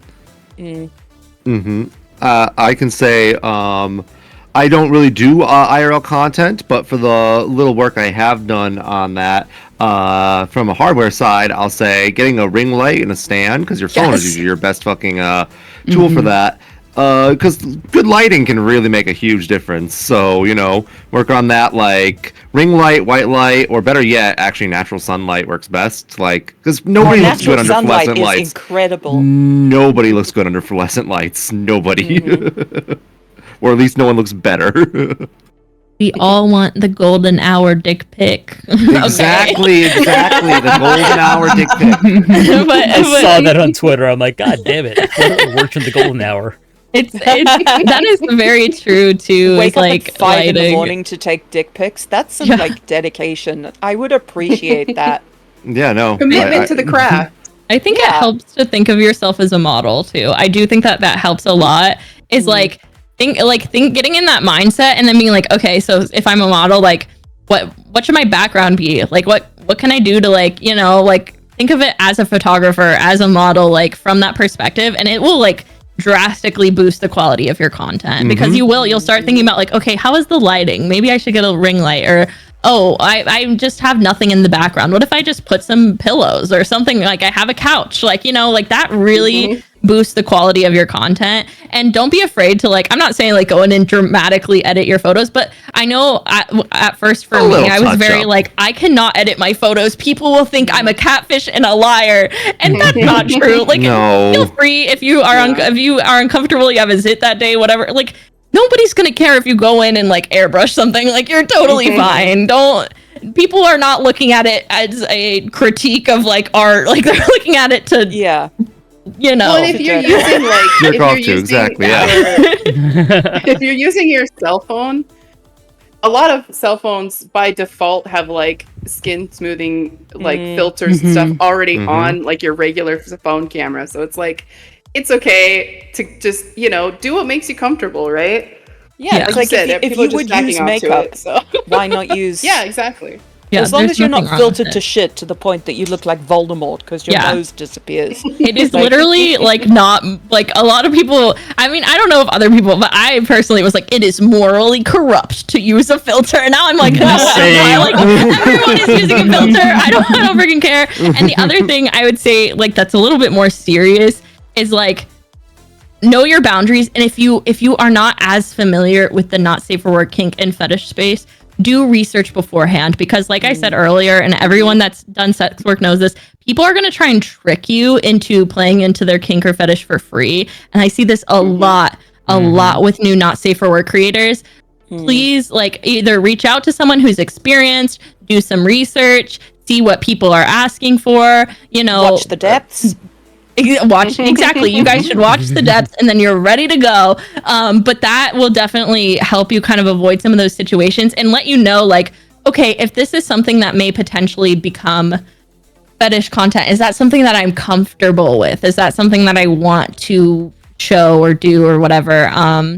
Before you're getting into it. I think it's really important to do research, and I think that that's the other thing is I think that, I mean, you're gonna do it. You have to recognize other people that are making, like, doing sex work, making not safe for work content. They are professionals. You're trying to be a professional. Treat them as colleagues and professionals and try and learn from them. And don't feel uncomfortable. Like, if you know someone and they're your friend and they do it, don't hesitate to ask questions. Like, you are just like if you are a not non-safe for work VTuber, like we're professionals, we're doing a job. The people that are doing this are professionals, view them as professionals, and don't hesitate to like do your research. It's not making you a weirdo to look things up. Like, delete your search history after, but Exactly. Yeah. You also, I would also say, I would also say, don't be afraid of the block button. Yes. Like, oh my god. Like, curate your space. If someone's making you uncomfortable, like, it's not worth whatever they're paying you or whatever they may potentially pay you. Fucking block them. You get a vibe block. Like, don't be afraid of it.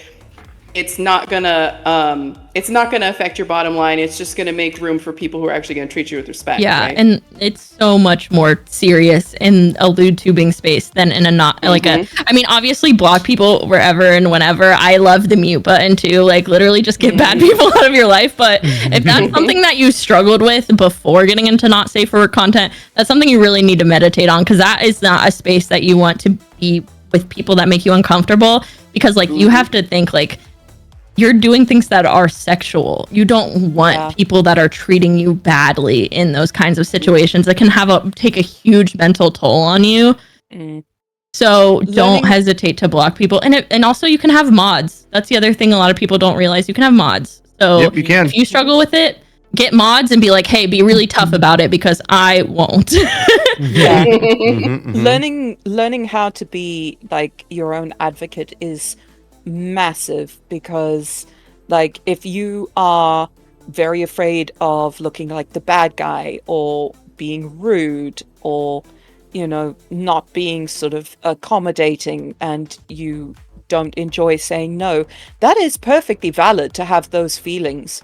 But if you are not able to do that, you need to consider whether or not sex work is for you, because it is vital to your mental health and your peace of mind. And you don't want to turn into one of those people who's just like dead behind the eyes because all the joy has gone out of it, and you're doing it for like a paycheck or whatever it is. Yeah, you really got to have some mental fortitude, and like that's not to dissuade people, but it really is like important. And that's the other thing, like if you don't think you can do that, like, and you sex work may not be fine. for you. Yeah, it might not be for you, and that's fine. That doesn't mean that you're like some kind of prude or something like that. Like, and additionally, like there's ways you can engage in the space that's not like you being that type of creator. You can do art, you can do other things, and work your way up to feeling more comfortable setting boundaries. But yeah, it is very vital that like if you do not feel comfortable with setting boundaries, that is something you need to work on, because even in your personal sex life, that's extremely important. So now think about that as a business. Like that is vital. Sorry to be really serious, but yeah, this is a serious podcast. But also cuticles, ring light, those are important too. But yeah, like I feel like I really brought down the vibe. It's all good. The amount of times we talk about like getting comfortable setting your boundaries, using the block button, like we can't say it enough on this podcast, honestly. I'm glad, like, I had 3 years of Twitch experience, because, like, at first, like, I think most new content creators have issues, like, they're a little shy about using the block button, but, I got over that with just not safe for work community. I just, NSFW, it's, don't even think about it. Oh, yeah, you give me a weird vibe. Like, conversations on Twitter, like, I would have blocked that person, like, 40 messages ago. Why are you... Yeah, exactly. Yeah, I know. Like, I know a new sort of lewd content creator, and there was a guy who was, like, being quite sexual about them, like, on their Discord server, and they really didn't like that, and they messaged them to talk about it, and like that conversation, he got very defensive, and like that conversation went on for so long. I was just like, there is no control in this conversation. I would have blocked this person 20 messages ago, like you said. Yeah. Like, if the second that they didn't respect your boundaries of like how you should sexualize them or where, like if they start arguing back, like goodbye. Yeah. You wouldn't put yourself in that situation in real life, in a real like scene or sexual situation. Like don't feel like you have to do it because they're paying you. That is like that completely degrades yourself. Exactly. You would additionally you wouldn't do that in a different, like if I go into the freaking coffee store and I'm like, hey, can I have a Coke? And they're like, we don't sell Coke, and then I stand around and yell at them and complain for what they're going to the store. So like it's the same thing.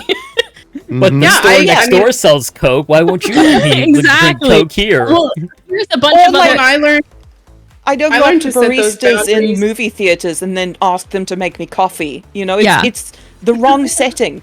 And one thing, if you don't want to be mean, this is something that helped me a lot. If you don't want to be like mean or seem like you're, because one thing I always worry about is when you say no to things, like you worry that you may come across as judgmental. One thing that I recommend, if you're worried about that, if you have done your research and you know other creators, be like, hey, I don't do this, but this creator does. Like, I highly recommend you should follow them. Like, make friends with people in the space and recommend your friends. Obviously not if that person sucks, but if they're looking for like a certain fetish or kink and you don't do that, like be like, yeah, so-and-so does that and they're freaking awesome. So that also kind of helps in that situation too.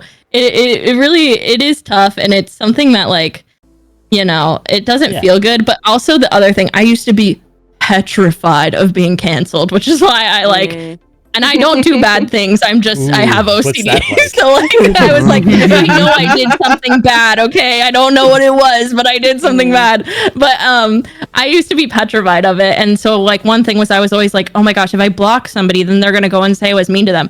Can you think of one instance where a VTuber has been canceled, or anyone has been canceled because a viewer was being inappropriate and they banned them? No. People have tried, and then they look and they look stupid. So there are people. some people out there though. If you block them, they go on a vendetta against you. You gotta be careful when you mute people though. Yeah, there are some very vindictive people out there who will like go out of their way to make your life miserable if you like cross them or just give them any kind of reason. But I did want to say, like, just because like some other creator does a certain type of content and you don't, that doesn't make you any less of a lewd tuber, sex tuber, sex tuber, sex worker, sex tuber. You can tell it's been a long week for me. No, because like, you know, you don't have to do IRL content if you don't want to. Don't let people like negotiate that for you and be like, well, so and so does this and whatever. At the end of the day, your boundaries are valid. Like, and if you don't want to do IRL, that's completely up to you. Don't let people pressure you too. I don't let like, and I know it's easier said than done, but like if you are doing VTuber not safe for work content and people are like, oh, you should post IRL content, or you post it one time and you don't want to post it again, like you don't have to. You don't want those people in your community. They're being parasocial. They're asking for more than you're offering, and that's not what you agreed to with them. That's not appropriate. Exactly. Mm-hmm. All right. So before we go to sort of wrapping up, do we have any closing thoughts for the topic?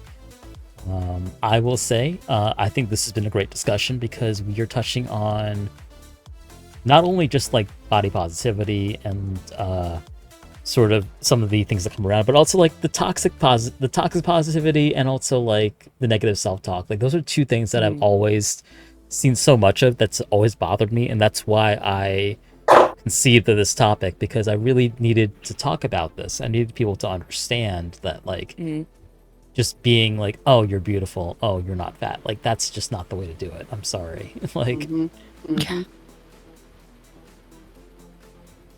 No. Also, we're doing an episode on parasociality, but for like folks in the chat and people who are sort of silently watching, parasocialism isn't necessarily a bad thing. Parasocialism literally just means that you feel a connection to and think about someone when they're not literally in front of you.